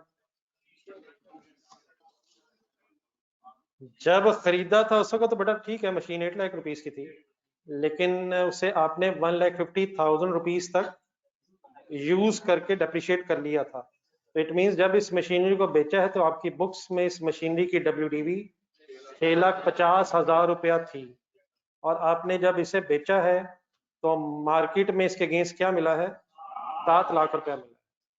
तो क्या मार्केट में मार्केट वैल्यूज मिलेंगी, या मार्केट से आपको WDV मिलेगी? मार्केट में जब चीजें लेके जाएंगे, अपनी कोई चीज फॉर एग्जांपल आप बेचने लगे हैं, तो जिसको बेचेंगे वो क्या देखेगा? वो उसकी मार्केट वैल्यू देखेगा। WDV तो हमारी कैलकुलेशन है जो हम अपनी बुक्स में हमने अपने एस्टिमेट्स की बेस पे की होती है। तो इज इट पॉसिबल के market value is different from the WDV? वो मार्केट वैल्यू WDV से ज्यादा भी हो सकती है और कम भी हो सकती है। तो इस केस में WDV is 6,50,000, WDV is 6,50,000 and the cash is 7 lakh. अपनी ही मशीन समझें, कैसा लग रहा है? नॉर्मल लोग हैं अल्हम्दुलिल्लाह हम यार। ज्यादा मिल गया है, कम मिल गया तो लॉस हो गया। ऐसी तो कोई बहस नहीं, मतलब ये कोई अल्लाह माफ करे इस तरह की तो कोई बहस नहीं। ज्यादा मिल गया है तो अच्छा लग रहा है तो गेन ही हो रहा होगा। तो इंशाल्लाह कोई रॉकेट नहीं, कुछ नहीं। लेकिन 8 लाख को 7 लाख से कंपेयर करें, मींस कॉस्ट को कैश से कंपेयर करूं या WDV को कैश से कंपेयर करूं? तो जब खरीदी थी उस वक्त 8 लाख है, और जब बेची है तो हम यूज कर चुके हैं। तो सबसे पहले जब भी कोई डिस्पोजल हो जाए, हम हमेशा कैलकुलेट किया करेंगे गेन या लॉस ऑन डिस्पोजल। हमारे इस केस में डेफिनेटली गेन बनता है, लेकिन गेन भी हो सकता है, लॉस भी हो सकता है। पता कैसे चल जाया करेगा? WDV is compared with the cash, और इस सिचुएशन में इस कैश को फिर कहते हैं sale proceeds. In other words, जो बेच के पैसे मिले हैं वो उस कैश को सेल प्रोसीड्स का एक नाम दिया जाता है। तो what is the amount of sale proceeds? तो if the sale proceeds are more than the WDV तो गेन हो जाएगा, और अगर सेल प्रोसीड्स WDV से कम है तो फिर लॉस हो जाएगा। तो एक आसान सा यहाँ तक फॉर्मूला बना लें।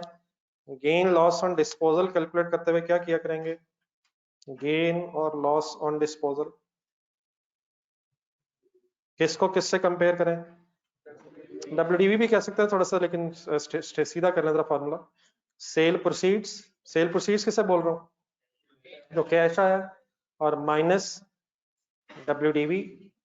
तो अगर सेल प्रोसीड्स ज्यादा होंगी तो फिर गेन हो रहा होगा, और अगर सेल प्रोसीड्स कम है WDV से तो इसका मतलब फिर हमें डिस्पोजल पे लॉस हो रहा है। तो based on this data 7 lakh रुपया सेल प्रोसीड्स हैं। 6,50,000 सबको क्लियर है जी? प्लीज कैसे आया था? 6,50,000 कॉस्ट लेस एक्यूमुलेटेड एप्रिसिएशन, ये हमारी WDV है। देयरफॉर 50,000 का इस केस में गेन बनता है, गेन ऑन डिस्पोजल बनता है। लिख लें।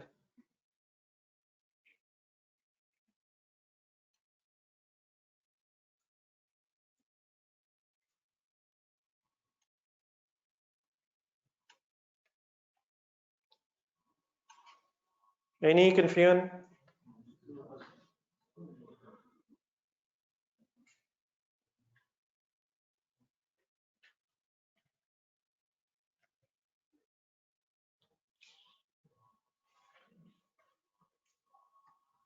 एनी कंफ्यूजन जी? ऑनलाइन स्टूडेंट्स यहाँ तक समझ आ गया?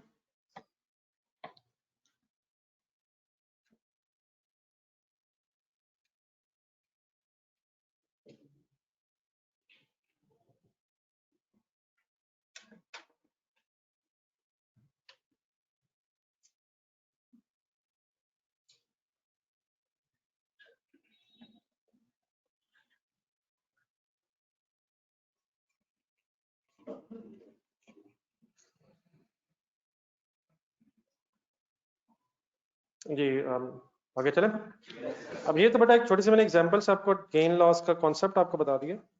नेक्स्ट हेडिंग लिखें, नेक्स्ट हेडिंग लिखें accounting treatment of disposal of an asset.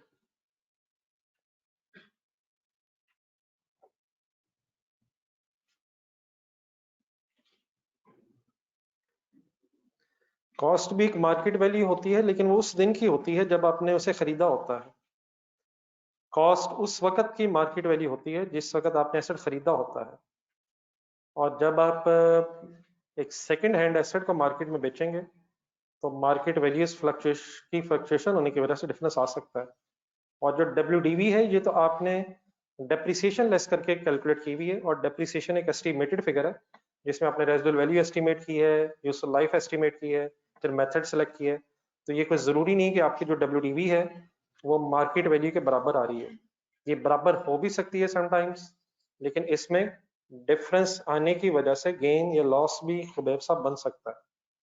ठीक है, तो वो जो कॉस्ट आप मार्केट वैल्यू कह रहे हैं वो तो उस वक्त की मार्केट वैल्यू जब हमने परचेज किया था, और जब हमने सेल किया तो उस वक्त की मार्केट वैल्यू इस वक्त इस वजह से डिफरेंट हो सकती है क्योंकि अब हमने उस एसेट को कुछ अर्सा यूज कर लिया है, ये अब फर्स्ट हैंड एसेट नहीं रहा, ये अब शायद सेकंड हैंड एसेट बन गया। जी हेडिंग हम लिख रहे थे accounting treatment of disposal, disposal of an asset. लेकिन एक्चुअली यहाँ जो हम जिन एसेट्स की बात कर रहे हैं वो प्रॉपर्टी प्लांट इक्विपमेंट वाले एसेट्स हैं of an asset.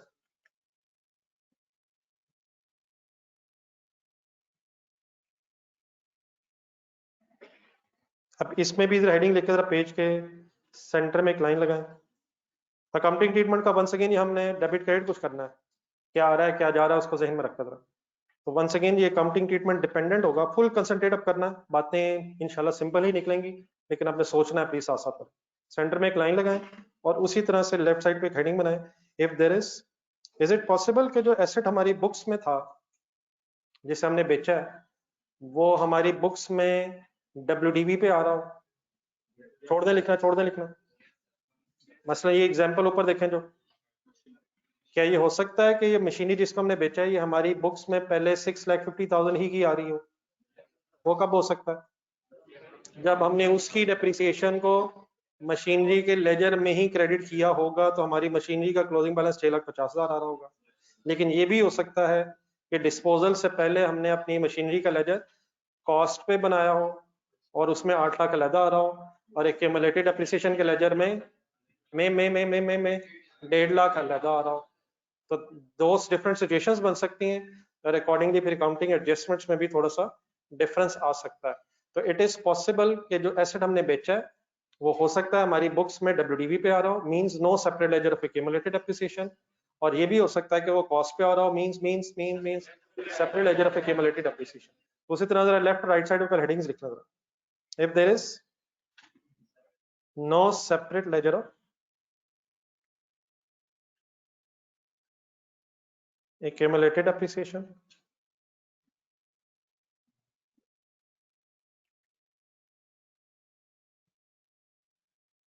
and if there is a separate ledger of accumulated depreciation.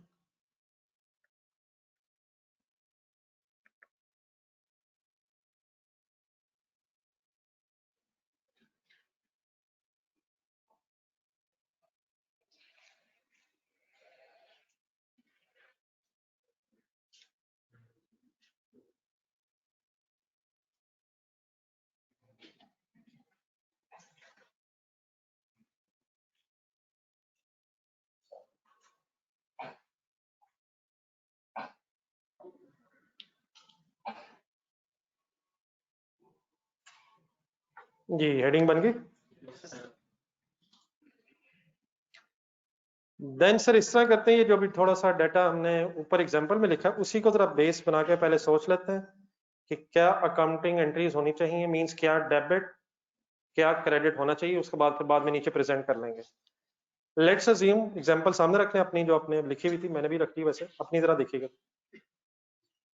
Let's assume के ये जो मशीनरी हमने बेची है ये हमारी बुक्स में ऑलरेडी पहले WDV पे आ रही थी। इट मींस डिस्पोजल वाले दिन हमारी बुक्स में इस मशीनरी का बैलेंस 6,50,000 आ रहा था, और अब हमने इस मशीन को बेच के इसके अगेंस्ट 7 लाख रुपया कैश रिसीव कर लिया है।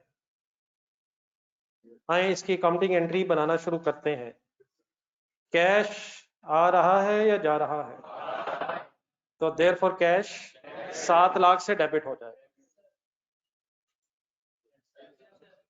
अजीब सी बात, आई होप कि कोई अजीब बात नहीं है। एसेट आ रहा है यार, वो बात नहीं। कौन सा एसेट आ रहा है, कितना आ रहा है?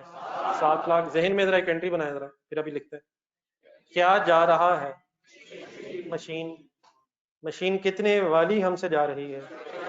6,50,000 हमारी बुक्स में आ रहा होगा, डेप्रिसिएशन को हमने नेट किया होगा, तो मशीनरी क्रेडिट बाय 6,50,000। ये अजीब डबल एंट्री है जो बैलेंस नहीं हो रही है। 7 लाख कैश डेबिट हो रहा है, 6,50,000 मशीन क्रेडिट हो रही है। ये एंट्री बैलेंस क्यों नहीं हो रही है? क्योंकि इस एंट्री में गेन भी हो रहा है। तो अब मैं जरा दोबारा ट्राई करें जरा। 7 लाख कैश डेबिट, 6,50,000 से मशीनरी क्रेडिट, और एंट्री में किस साइड पे किस तरफ डिफरेंस रह गया है? क्रेडिट अमाउंट्स में जो डिफरेंस रह गया 50,000 का, वो गेन ऑन डिस्पोजल रिकॉर्ड हो जाएगा। मैंने फिलहाल आपके सामने होपफुली कंपाउंड एंट्री कर दी है। अभी वर्ड सुना मैंने, compound entry. Total amounts match होनी चाहिए, लेकिन 2 से ज्यादा हेड्स भी हो सकते हैं। तो डेबिट साइड पे यकीनन एक ही हेड है, लेकिन क्रेडिट साइड पे 2 हेड्स होने से एंट्री बैलेंस इसलिए नहीं हो रही थी क्योंकि cash is more than the WDV, और 50,000 का इस केस में गेन बन रहा है। आए नीचे जरा। आई होप कि कोई इशू नहीं है, सिंपल सी बात थी। क्या आ रहा है, क्या जा रहा है? एक एसेट आ रहा है, एक एसेट जा रहा है, लेकिन जो एसेट आ रहा है वो ज्यादा है और जो एसेट जा रहा है वो कम है। तो इसमें जो डिफरेंस है 50,000 का, वो एक्स्ट्रा कैश जो आ रहा है, that is gain on disposal. अब अपने मेरे साथ ये एंट्री लिखनी है। मैंने क्या ज्यूम किया था, नो सेपरेट लेजर, लेकिन ये एंट्री लिखते हुए ऊपर गिन के 2 लाइनें पहले छोड़ें। मसलन ये आपके पास 2 लाइनें, इनको छोड़ो ऊपर इस टेबल के नीचे, मतलब ये जो सेंटर में लाइन लगी हुई है, 2 लाइनें रख के इसमें एक नीचे एंट्री लिखा जरा, फिर उसमें क्या लिखा मैं बताता हूँ। बताएं जी, कैश कितना डेबिट? 7 लाख। अच्छा, इस वक्त मैं अमाउंट अभी लिख तो रहा हूँ, लेकिन ऑब्वियसली जरूरी नहीं कि हर सिनेरियो में 7 लाख ही हो। कैश उतने से डेबिट जितनी सेल प्रोसीड्स है। Cash debit by the amount of cell proceed, जितने पैसे आ रहे हों। मशीनरी क्रेडिट कितने से? अगर नो सेपरेट लेजर है तो 6,50,000 का मतलब मशीनरी WDV से क्रेडिट हुई है, एट WDV। किस दिन की WDV? किस दिन की WDV? At the time of disposal.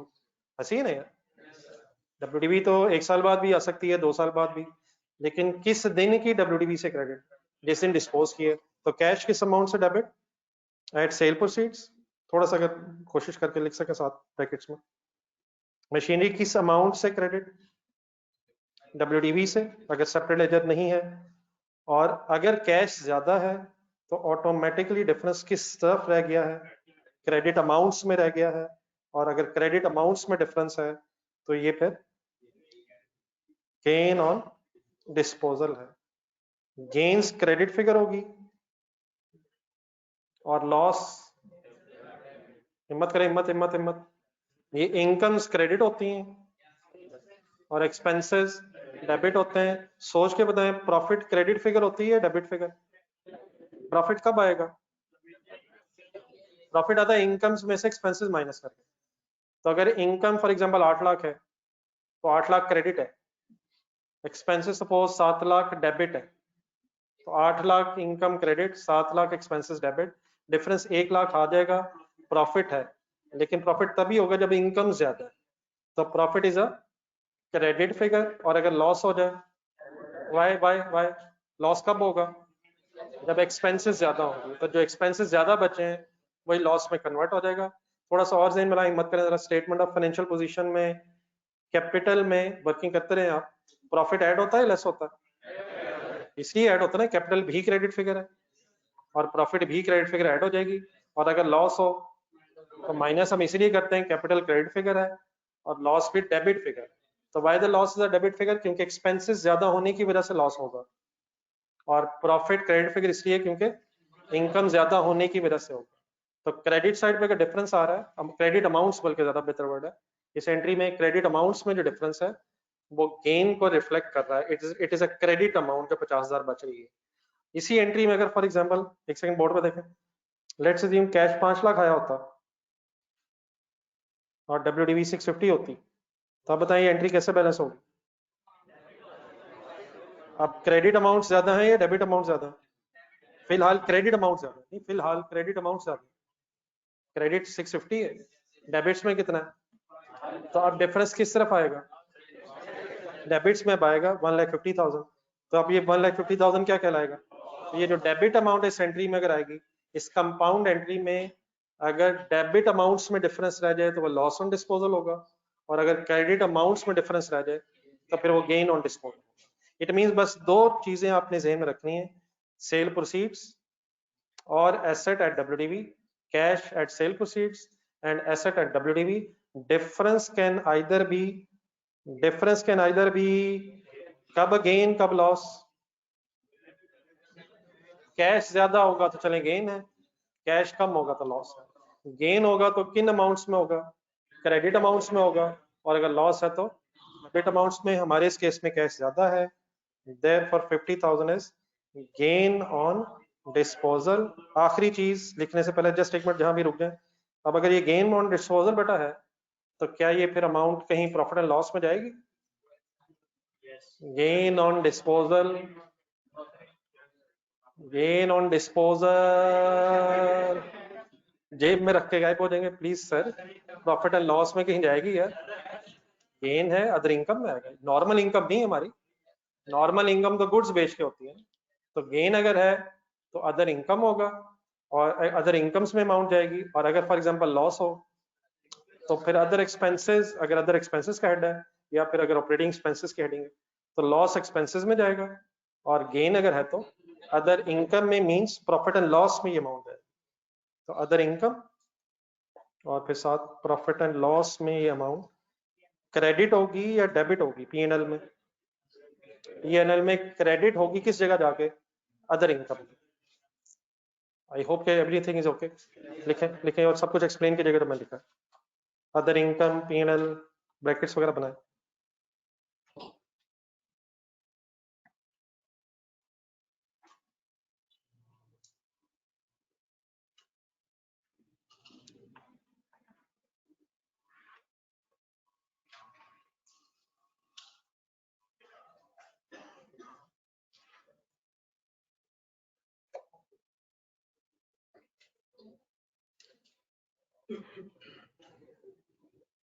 मेरी किसी बात में कोई कंफ्यूजन?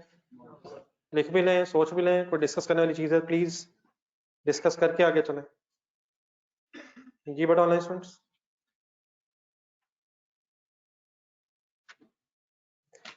इस पूरी एंट्री के फाइनेंशियल स्टेटमेंट्स में क्या इफेक्ट होंगे?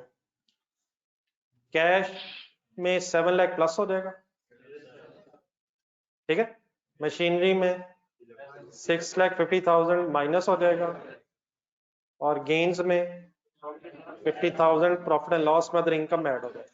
स्टेटमेंट ऑफ फाइनेंशियल पोजीशन में करंट एसेट्स में कैश के सामने जो अमाउंट होगी उसमें 7 लाख प्लस हो जाएगा।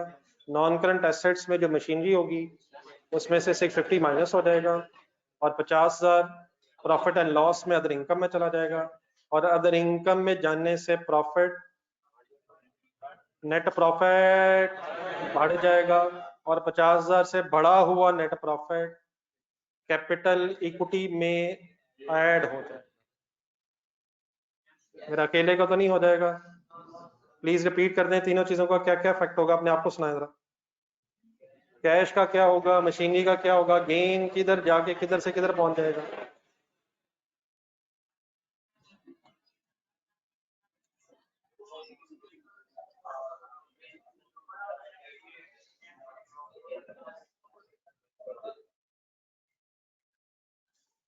जी मेरे सामने एक छोटा सा क्वेश्चन आया, जरा एक सेकंड बोर्ड पे देखिएगा।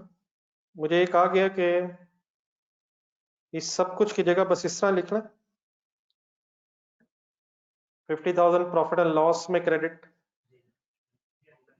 मेरा ख्याल है नेट इफेक्ट तो ठीक है, कोई ऐसा गलत वाली बहस नहीं है, लेकिन थोड़ा सा एक्सप्लेन अगर फिलहाल करके लिख लेंगे तो ज्यादा बेहतर है।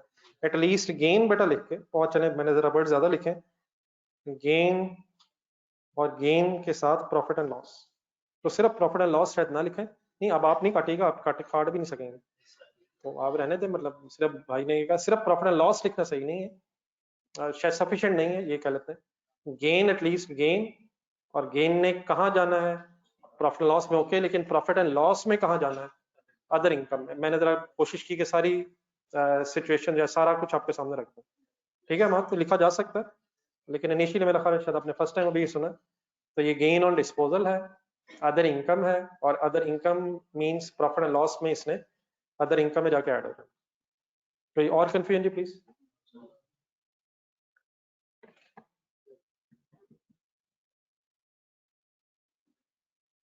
चलिए फिर आगे।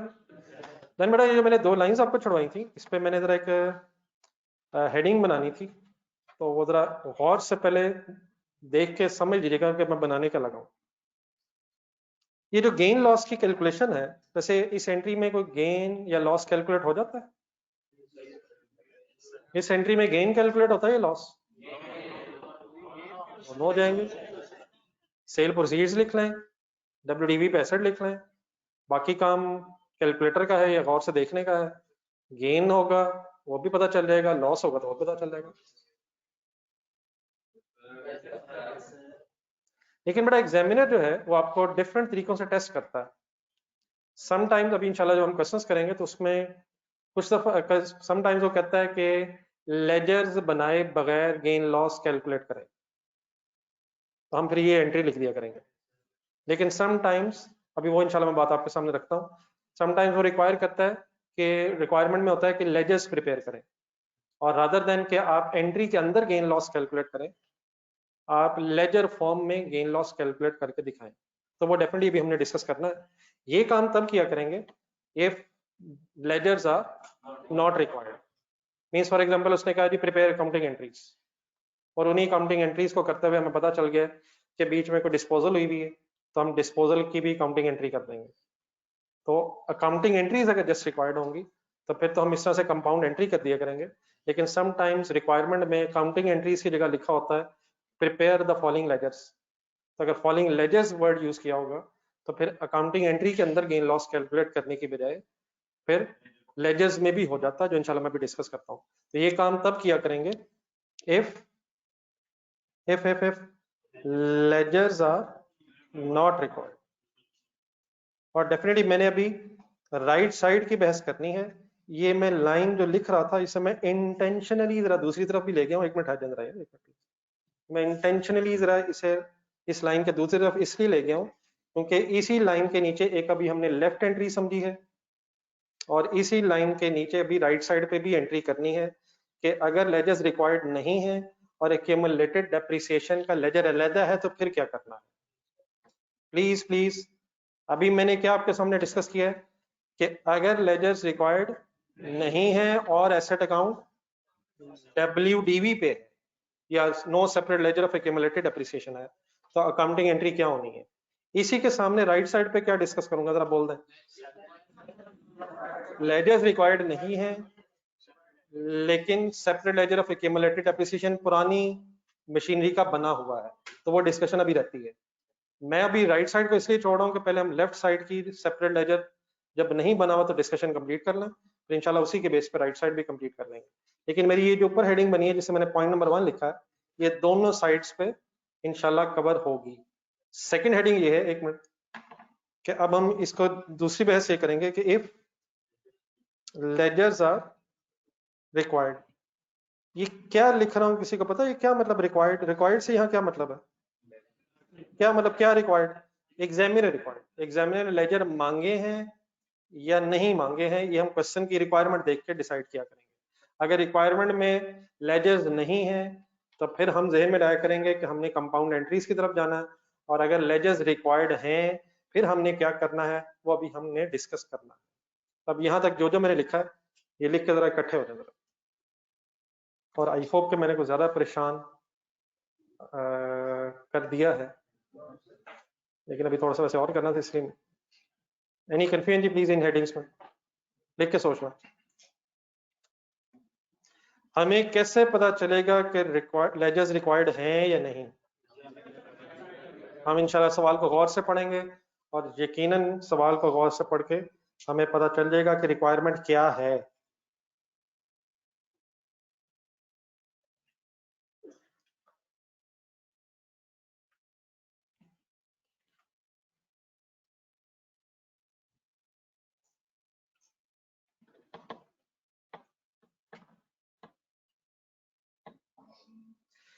कैलकुलेशन गेन लॉस ही की होनी है, और गेन लॉस की कैलकुलेशन हमें आइडिया हो चुका है। मैं सिर्फ अब आपके सामने डिफरेंट सिनेरियोज में एग्जामिनर की रिक्वायरमेंट्स की बेस पे एंट्रीज कैसे बननी है बस वो मैंने डिस्कस करना है। तो कोई टेंशन वाली बात नहीं है, आपने सिर्फ मेरे साथ लॉजिकली रहना है, बाकी कोई इशू नहीं इंशाल्लाह नहीं बनेगा। मेन चीज हमने डिस्कस कर ली है, दैट इज अगर कोई एसेट डिस्पोज हो रहा है तो कैश डेबिट होना है और जो एसेट जा रहा है उसने क्रेडिट होना है। मेन दो चीजें ही हैं। अब इसी को लिखने के और इसी की बेस पे गेन लॉस कैलकुलेट करने के डिफरेंट वेज हैं। अब जो पॉइंट नंबर 2 आपने लिखा है, इस हेडिंग के नीचे पहले एक छोटा सा पैराग्राफ भी लिखना है हम लोग। इस वक्त आप पेज बना रहे हैं, ये मैं कोशिश कर रहा हूँ, होपफुली आप भी मेरे साथ बना रहे हैं। ये पेज हमारा फिर क्वेश्चंस के लिए बेस है, तो मेरे साथ साथ जो जो मैं कह रहा हूँ प्लीज साथ साथ लिखते जाना। इस वक्त किस हेडिंग के नीचे आप लिखना है? जो सेकंड पॉइंट हमने बनाया, इफ लेजर्स आर रिक्वायर्ड, इसके नीचे एक छोटा सा पैराग्राफ लिखना है। Sometimes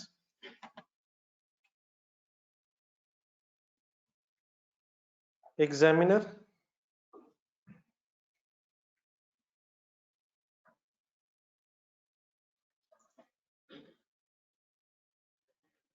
requires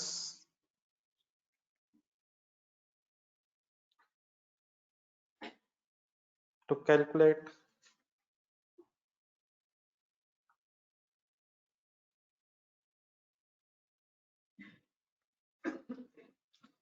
gain or loss on disposal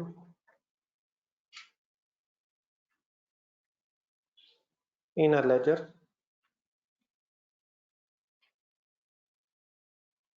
called as disposal account।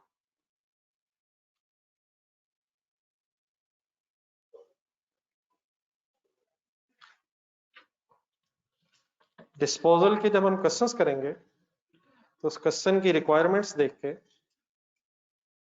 फिर आपको पता ये चला करेगा कभी कभी कि एग्जामिनर ने लिखा है कि डिस्पोजल अकाउंट प्रिपेयर करें, तो डिस्पोजल अकाउंट फिर क्यों प्रिपेयर किया जाता है ये जरा पढ़ के बताएं। क्या कैलकुलेट करने के लिए एग्जामिनर क्या मांग लेता है? तो ये जो थोड़ी देर पहले हमने 50,000 का गेन कैलकुलेट किया है, ये यकीनन एक कंपाउंड एंट्री में भी कैलकुलेट हो सकता है, लेकिन यही 50,000 का गेन या अगर इस एंट्री में लॉस हो तो वो लेजर फॉर्म में भी कैलकुलेट हो जाता है। वही गेन लॉस की कैलकुलेशन जो थोड़ी देर पहले एक कंपाउंड एंट्री में हम कर चुके हैं, उसी वर्किंग को करने के लिए अब मैं आपके सामने एक डिस्पोजल अकाउंट का लेजर बनाऊंगा। इस लेजर में भी वही गेन लॉस कैलकुलेट होगा, गेन हो या लॉस हो उसकी अमाउंट वही रहनी है। ये कैसे कैलकुलेट होता है गेन है या लॉस है? ढूंढ के कहीं पढ़ के बताएं। ये पता कैसे चलता है गेन है या लॉस है? सेल प्रोसीड्स होंगी और डब्ल्यूडीवी होगी, फिगर्स वही दो हैं। अब उनको एंट्री फॉर्म में कंपेयर कर लें, जैसा थोड़ी देर पहले किया हमने, तो वहां से पता चलेगा कि बैलेंसिंग फिगर क्या है। और उसी को अगर सेल प्रोसीड्स को और डब्ल्यूडीवी को अगर हम डिस्पोजल अकाउंट के लेजर में ट्रांसफर कर लेंगे तो आप देखेगा कि उस लेजर फॉर्म में भी गेन या लॉस की कैलकुलेशन हो सकती है। मैं कोई नई चीज आपके सामने डिस्कस नहीं करने लगा, लेट मी प्लीज क्लियर।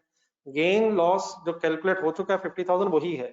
मैं सिर्फ आपके सामने ये डिस्कस कर रहा हूँ, ये है कि उसी को अकाउंट फॉर करने का एक तरीका ये है कि आप एक कंपाउंड एंट्री की फॉर्म में गेन या लॉस कैलकुलेट करना है। ऑल्टरनेटिवली आप रादर देन के एंट्री में गेन या लॉस कैलकुलेट करें, आप पहले उन फिगर्स को डिस्पोजल अकाउंट के लेजर में ट्रांसफर कर दें और देन उस लेजर को जब आप बैलेंस करेंगे तो उसमें भी बैलेंसिंग फिगर के तौर पे या गेन या लॉस आ सकता है। तो रादर देन कि मैं इस सस्पेंस को जरा हवा में आपके सामने बोलता रहूं, मुझे जरा 2 मिनट अगर और देंगे तो इंशाल्लाह मैं बात आपके सामने जरा क्लियरली रखने लगा हूं। सिर्फ मुझे ये बता दें, अब मैं एंट्री के अंदर गेन या लॉस निकालने लगा हूं या एक लेजर फॉर्म में निकालने लगा हूं। तो अगर आपने लेजर फॉर्म में डिस्पोजल अकाउंट का लेजर बना के तो गेन या लॉस कैलकुलेट करना है तो देन आप क्या करेंगी? नहीं, एक मिनट, वो मैंने नहीं बताया। मैंने सिर्फ एक आपके सामने ये टी इसलिए बनाई है कि मैं आपको सिर्फ ये बता सकूं कि अब हम सॉर्ट ऑफ एक डिस्पोजल अकाउंट का लेजर बनाने लगे हैं जिसमें एक बैलेंसिंग फिगर के तौर पे गेन या लॉस कैलकुलेट हो जाएगा। तो जस्ट एक पेशेंस अगर दिखाएंगे 2 मिनट तो शायद ये लिखने वाली बहस नहीं। देखिए बेटा, आप जो पिछली एंट्री आपने मेरे से ऊपर की थी वो जरा अपने रजिस्टर में अपने सामने रखो। क्या सबको पता है कि कैश 7 लाख से डेबिट हो रहा है? मैं डेटा वही यूज कर रहा हूँ। क्या सबको पता है कि अगर no separate ledger of accumulated appreciation है तो मशीनरी अकाउंट ने या मशीनरी ने कैश अकाउंट मशीनरी ने WDV मीन 6,50,000 से क्रेडिट होना है। ऐसे ही है सर? परेशान ना होइएगा, मैं जरा स्पेस ज्यादा रख ली। एक हेड है कैश का और दूसरा हेड है मशीनरी का। अगर कंपाउंड एंट्री करनी है तो एज इट इज इसे बैलेंस करना। डिफरेंस 50,000 आपको गेन नजर आ रहा है। लेकिन अगर हमसे एग्जामिनर डिस्पोजल अकाउंट मांग रहा होगा तो देन हम इस कंपाउंड एंट्री को 2 हिस्सों में ब्रेक कर देंगे। फुल कंसंट्रेट करो। अभी थोड़ी देर पहले जब मैं कंपाउंड एंट्री कर रहा था, cash debit and machinery credit एक ही एंट्री में, तो उसको बैलेंस करने से भी गेन आ जाता है। लेकिन अगर हमने डिस्पोजल अकाउंट बनाना है तो अब इन हेड्स को हम अलहदा अलहदा 2 हिस्सों में डिवाइड कर लेंगे। मींस कैश की एक अलहदा एंट्री बना देंगे और दूसरा बोले मशीनरी के एक अलग एंट्री। अगर इकट्ठा ही कर देंगे तो ये क्या होगा? ये तब किया करेंगे जब लेजर्स रिक्वायर्ड नहीं है। और अगर लेजर्स रिक्वायर्ड है और हमने एक डिस्पोजल अकाउंट बनाना है तो कैश को अलहदा ट्रीट कर लेंगे और मशीनरी को अलहदा। इट मींस अब सिर्फ अगर कैश की हम तरफ देखें तो कैश तो इटसेल्फ डेबिट हो रहा है और नीचे अगर देखें तो मशीनरी क्रेडिट हो रही है। ऐसे ही सर? तब हमने अगर डिस्पोजल अकाउंट के लेजर में गेन लॉस कैलकुलेट करना है, सब साथ है मेरे प्लीज? तो अगर इस कैश को भी डिस्पोजल अकाउंट में ट्रांसफर कर दिया जाए, मीन सेल प्रोसीड्स को, और मशीनरी की WDV को भी अगर डिस्पोजल अकाउंट में ट्रांसफर कर दिया जाए, क्या वर्ड्स बोले मैंने? अगर कैश भी डिस्पोजल अकाउंट में ट्रांसफर हो जाए और मशीनरी की WDV भी डिस्पोजल अकाउंट में ट्रांसफर हो जाए तो क्या इन 2 फिगर्स के कंपैरिजन से डिस्पोजल अकाउंट में गेन या लॉस आ जाना चाहिए? तो बेटा कैश को अगर ट्रांसफर करना है डिस्पोजल अकाउंट में तो कैश तो एसेट है इटसेल्फ, उसने डेबिट ही होना है। उसको डिस्पोजल अकाउंट में अगर ट्रांसफर करना है तो डबल एंट्री बन जाएगी cash debit and disposal account में एज एन इनकम क्रेडिट। क्या वर्ड बोला मैंने? What is the purpose of disposal account credit? Just to transfer the cash in the disposal account और हम उस disposal account में फिर कंपैरिजन कर सकें। सिमिलरली जो सेकंड एंट्री है उसमें मशीनरी तो क्रेडिट हो रही है, सबको पता है सर? अब इस एंट्री को अगर मैंने अलहदा बैलेंस करना है डिस्पोजल अकाउंट के साथ तो डबल एंट्री बन जाएगी machinery credit and disposal account है। अगर हमने डिस्पोजल अकाउंट का लेजर नहीं बनाना, थोड़ा सा मेरा भी सॉरी टू डिस्टर्ब, थोड़ी सी बात है मेरी भी। अगर हमने डिस्पोजल अकाउंट का लेजर नहीं बनाना तो what is the double entry? Cash debit machinery credit and just balance the entry. लेकिन अगर हमने डिस्पोजल अकाउंट का लेजर बनाना है तो फिर हम कैश को अलहदा डिस्पोजल अकाउंट में और मशीनरी को अलहदा डिस्पोजल अकाउंट में जब ट्रांसफर करेंगे तो प्लीज पहली एंट्री बन जाएगी cash debit disposal account credit और सेकेंड एंट्री प्लीज बन जाएगी cash account debit disposal account credit किस अमाउंट से? सेल प्रोसीड्स की अमाउंट से। और डिस्पोजल अकाउंट डेबिट और मशीनरी क्रेडिट किस अमाउंट से? WDV ऑफ द एसेट की अमाउंट से। किसी को पता चला सर मैंने क्या कर दिया आपसे पूछे बगैर ही? किसको और किसको कहाँ ट्रांसफर किया मैंने? कैश आ रहा है उसने तो डेबिट ही होना था, मशीनरी जा रही है उसने तो क्रेडिट ही होना है। उनका जो सेकंड इफेक्ट है वो डिस्पोजल अकाउंट में अगर मैं ट्रांसफर कर दूं तो प्लीज 1 मिनट और, जहां इतना आपने सब्र किए। अब मुझे ये 2 एंट्रीज देख के जो मैंने की आपके सामने, एक जरा डिस्पोजल अकाउंट बनवाएं। Disposal account is simply a ledger just like any other ledger. ये जरा बनवाएं, इसमें फिगर्स आनी चाहिए कोई। अब कैश वाली एंट्री गौर से देखें। कैश अपने लेजर में डेबिट होगा?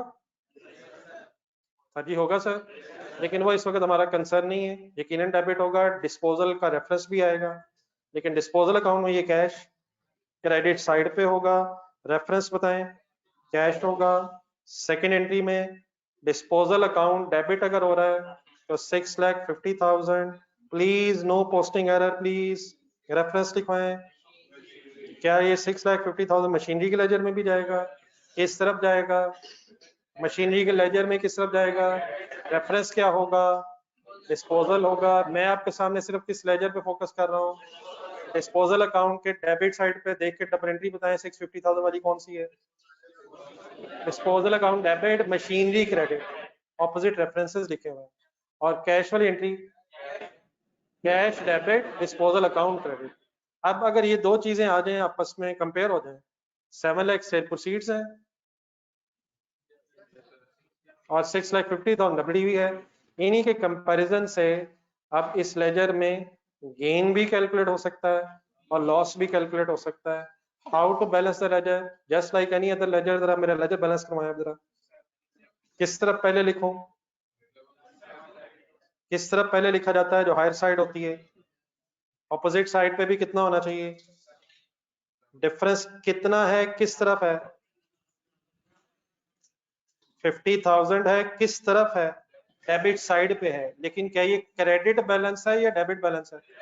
ये क्रेडिट बैलेंस आया है, जो किस चीज को रिफ्लेक्ट कर रहा है? गेन ऑन डिस्पोजल को रिफ्लेक्ट कर रहा है। और गेन ऑन डिस्पोजल फिर आपका प्रॉफिट एंड लॉस में जाना है। कौन सा काम जो ऑलरेडी किस तरीके से कर चुके थे, गेन लॉस की कैलकुलेशन जो हम एंट्री फॉर्म में कर चुके थे, उसी को करने का एक ऑल्टरनेटिव वे ये है कि आप रादर देन एक कंपाउंड एंट्री में गेन या लॉस कैलकुलेट करें, आप लेजर फॉर्म में भी कैलकुलेट कर सकते हैं। एक चीज जरा सब लोग नोट करें, बेटा ये आपके लिए है, इंशाल्लाह लिख के जाना है। अगर हमें क्लास का टाइम एक्सटेंड करना पड़ा तो कर लेना है, इंशाल्लाह नहीं करेंगे, बेफिक्र रहें। प्लीज इधर फोकस करें, ये लिखना कोई बहस नहीं है यार, नई चीज है, थोड़ा सा जरा पेशेंस दिखाएं, पहले बात समझ लें फिर आपके लिए बेफिक्र है आप। आप अगर लेजर को गौर से देखें तो मैंने गेन के साथ कोई सीडी नहीं लिखा। ये सीडी बैलेंस नहीं है, ये गेन या लॉस कहाँ जाना है? तो फिर इनके साथ मैंने सीडी इसलिए नहीं लिखा है क्योंकि इसके ब्रॉड डाउन बैलेंसेस नहीं होंगे। तो डिस्पोजल अकाउंट का ताल्लुक प्रॉफिट एंड लॉस से है। गेन होगा तो अदर इनकम में, लॉस होगा तो ऑपरेटिंग एक्सपेंसेस में है। इसलिए शायद इसका सीडी बैलेंस ब्रॉड डाउन वाली बहस में नहीं है। इसका गेन हो तब भी प्रॉफिट लॉस में और लॉस हो तो तब भी प्रॉफिट एंड लॉस में जाएगा। मुझे सिर्फ ये बता दें ये डेबिट बैलेंस आया या क्रेडिट बैलेंस आया? और यार डेबिट साइड पे लिखा हुआ है। आई होप कि मेरे अलावा कोई कंफ्यूज नहीं है। लेजर बैलेंस करने के लिए क्रेडिट बैलेंस को मैंने डेबिट साइड पे लिखा हुआ है। तो credit balance in this ledger will reflect the gain. और अगर इस लेजर में डेबिट बैलेंस आ जाए तो डेबिट बैलेंस हो सकता है वैसे। मसलन फॉर एग्जांपल अगर 7 लाख की जगह 6 लाख चले, 5 लाख चले जो पहले था, 5 लाख कैश होता फॉर एग्जांपल। अब बताइए लेजर कैसे बैलेंस करूं? 650 ऐसे ही होगा ना ये, 650 डिफरेंस 150 किस साइड पे? कौन सा बैलेंस है? इसके साथ क्या लिखूं? लॉस है जो प्रॉफिट लॉस में चला जाता। तो debit balance will reflect loss on disposal,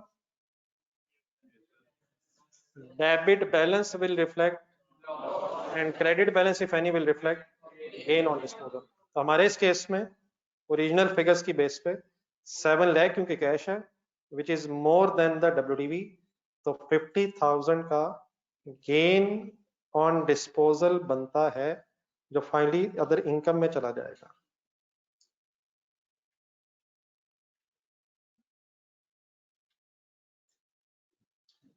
चलिए आप इस तरह करें। अच्छा ये सब कुछ अगर आप नोट कर रहे हो तो मैंने जो ऊपर पैराग्राफ लिखा है वो मैंने दोनों तरफ लिखा है, लेकिन ये जो मैंने एंट्रीज लिखी हैं और नीचे लेजर बनाया ये मैंने सेंटर में लाइन लगा के लेफ्ट साइड पे लिखा है।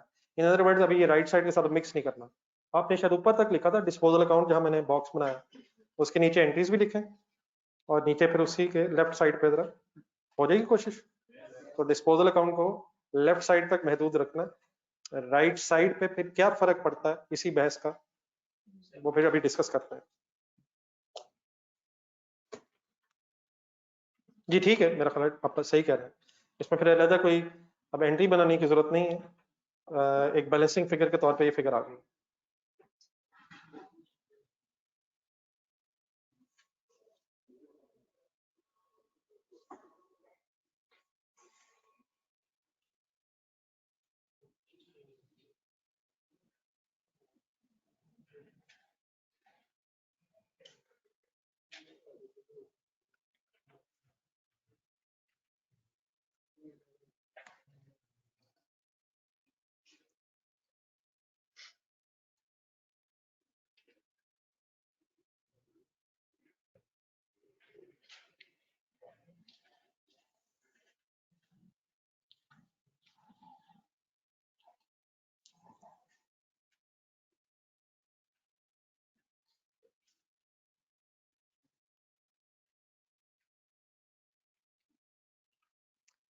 बेटा शायद ये ना करिए यार प्लीज यार, डबल एंट्री बेटा हुई है cash debit disposal account credit. तो कैश के लेजर में जो कैश की फिगर है वो डेबिट साइड पे आएगी और डिस्पोजल अकाउंट में फिगर क्रेडिट साइड पे आएगी और रेफरेंस कैश होगा। प्लीज यार, पोस्टिंग एरर प्लीज नहीं। सिमिलरली जो दूसरी एंट्री है disposal account debit, figure debit side पे आएगी by the reference of machinery और मशीनरी के लेजर में ये फिगर क्रेडिट साइड पे होगी by the reference of disposal account. ठीक है शायद कैश के लेजर में फिगर डेबिट साइड पे होगी। मैंने आपके सामने कैश का लेजर नहीं डिस्पोजल अकाउंट वाला लेजर बनाया। तो आप लगता है मेरी बातों से जरा कुछ ज्यादा परेशान हो गए। सिंपली वही पोस्टिंग है जो पहले हम करते हैं। मैंने शायद गेम ही कुछ ज्यादा ही दूर पहुंचा दी।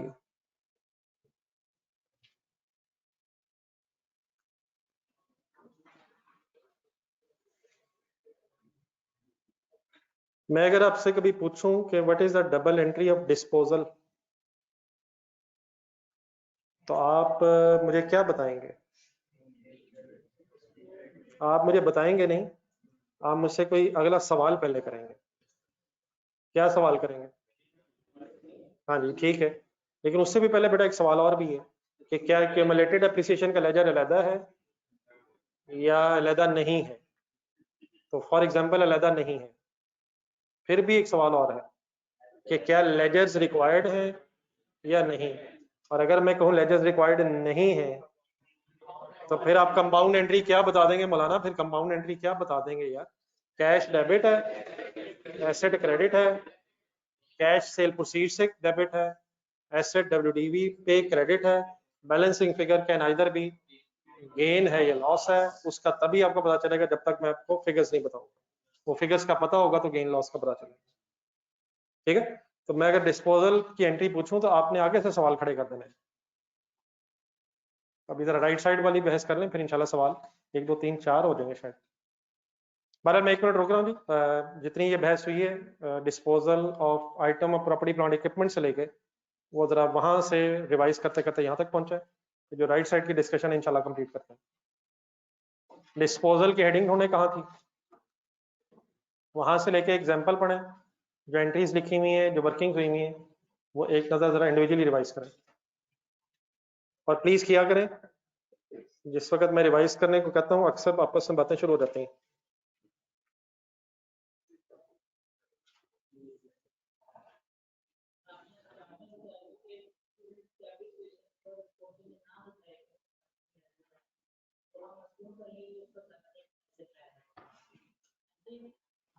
नहीं, अगर हमें पता नहीं है कि डेप्रिसिएशन की क्या एंट्री होनी है तो डेप्रिसिएशन डेबिट और एक्यूमुलेटेड डेप्रिसिएशन क्रेडिट।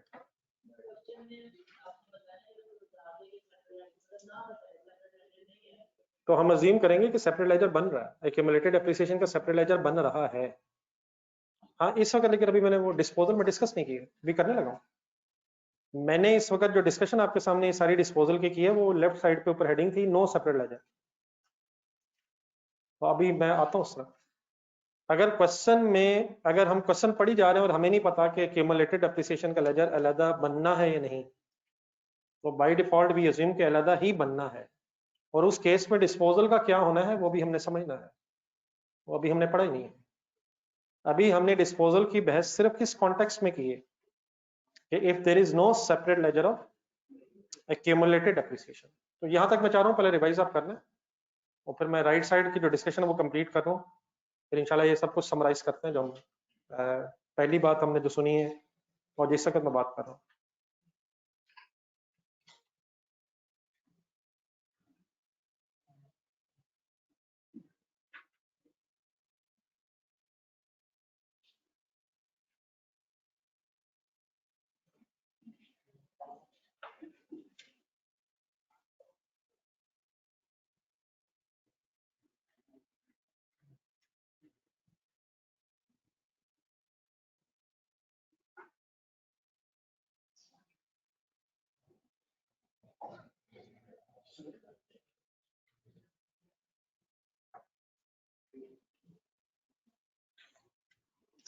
पढ़ ली?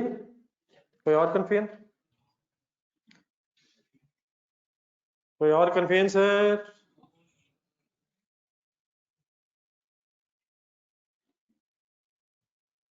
चले इस तरह करें, जहां हम पहुंचे हैं उसके नीचे सेंटर वाली लाइन अभी खत्म होगी, या इस तरह से लाइन लगा दें।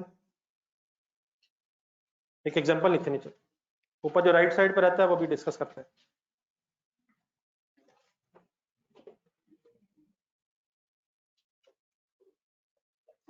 लाइन लगा के लेफ्ट और राइट साइड पे एक मशीनरी अकाउंट और एक एक्यूमुलेटेड डेप्रिसिएशन अकाउंट खोलना है।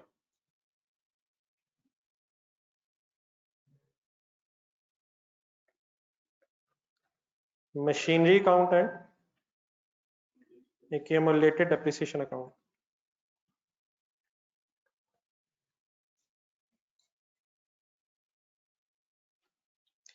कुछ डेटा इनिशियली पहले कंप्लीट करें। लेट्स अज्यूम आपने एक मशीनरी परचेज की है 15 लाख रुपीस की,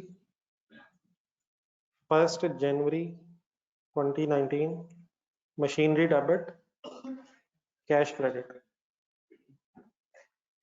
let's assume first year complete हुआ, 31 दिसंबर 2019 डेट आई, पहले साल की डेप्रिसिएशन आपने कैलकुलेट की by using either of the method. Suppose ये फिगर 70,000 बनी। Depreciation debit and accumulated depreciation credit. यहां तक फिगर्स लिख के जरा फर्स्ट ईयर क्लोज करना। Suppose we are preparing separate ledger of accumulated depreciation.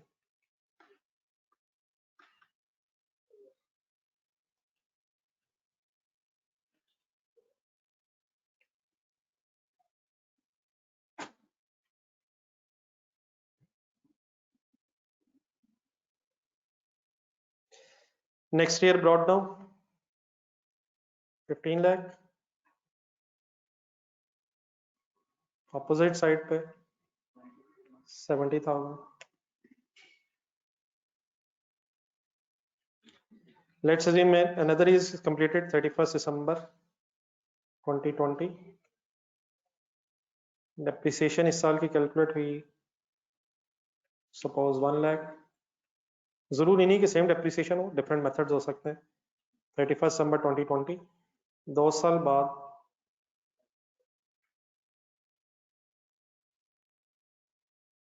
15 lakh asset के लेजर में एज इट इज रहेगा और एक्यूमुलेटेड डेप्रिसिएशन के लेजर में 170,000 टोटल एक्यूमुलेट हो जाए।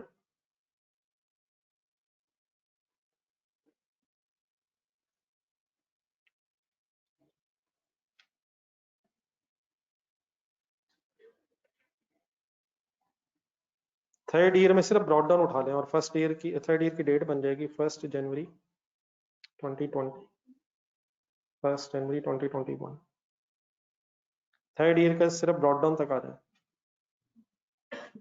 Asset account 15 lakh and accumulated appreciation account 170,000।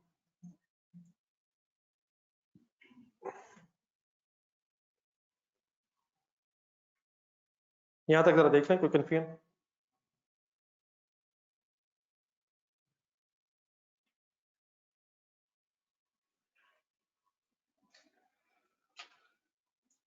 ठीक है बेटा, सब साथ है।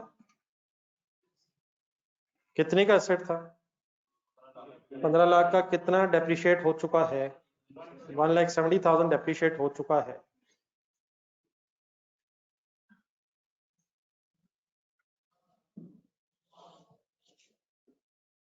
देन बस ब्रॉड डाउन आपने लिखने हैं थर्ड ईयर के।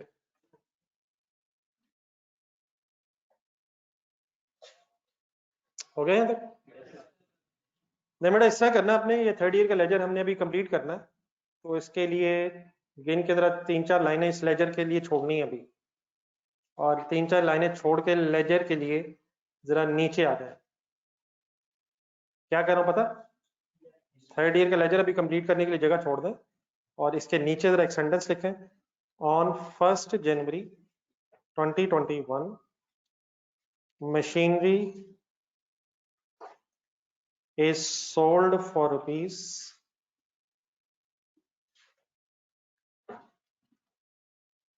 13 lakh in cash।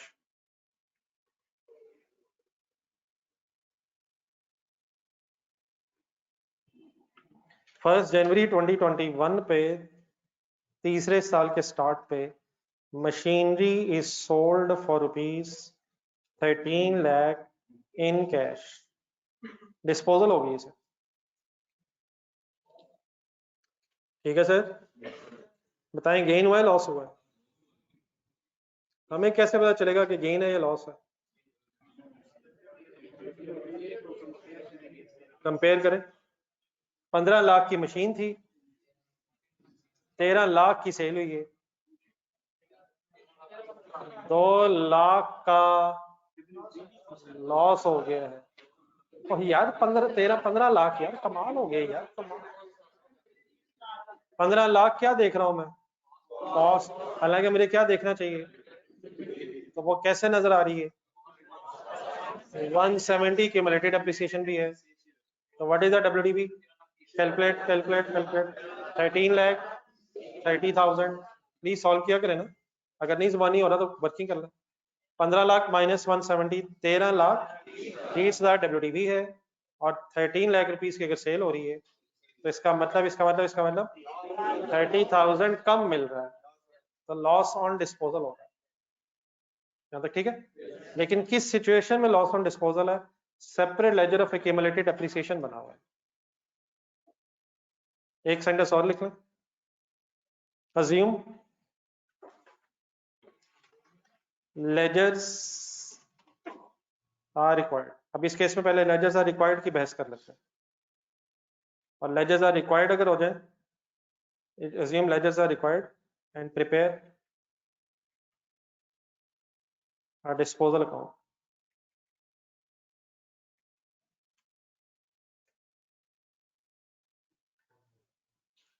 अब डिस्पोजल की हमने वर्किंग करनी है, और क्या assume करना है कि लेजर्स रिक्वायर्ड है, और कौन सा लेजर बनाना है?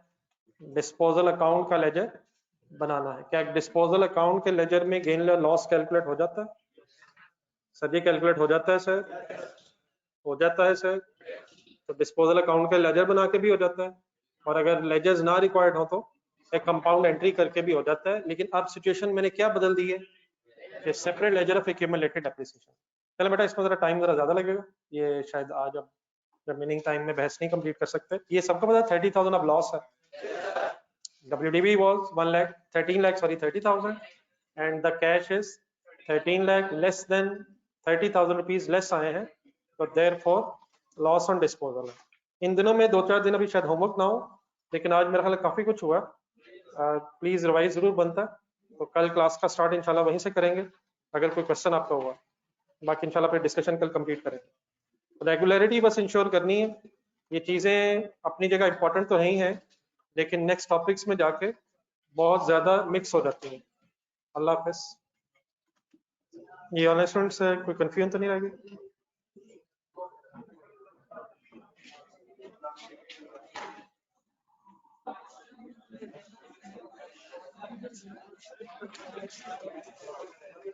ओके, फिर अल्लाह हाफिज।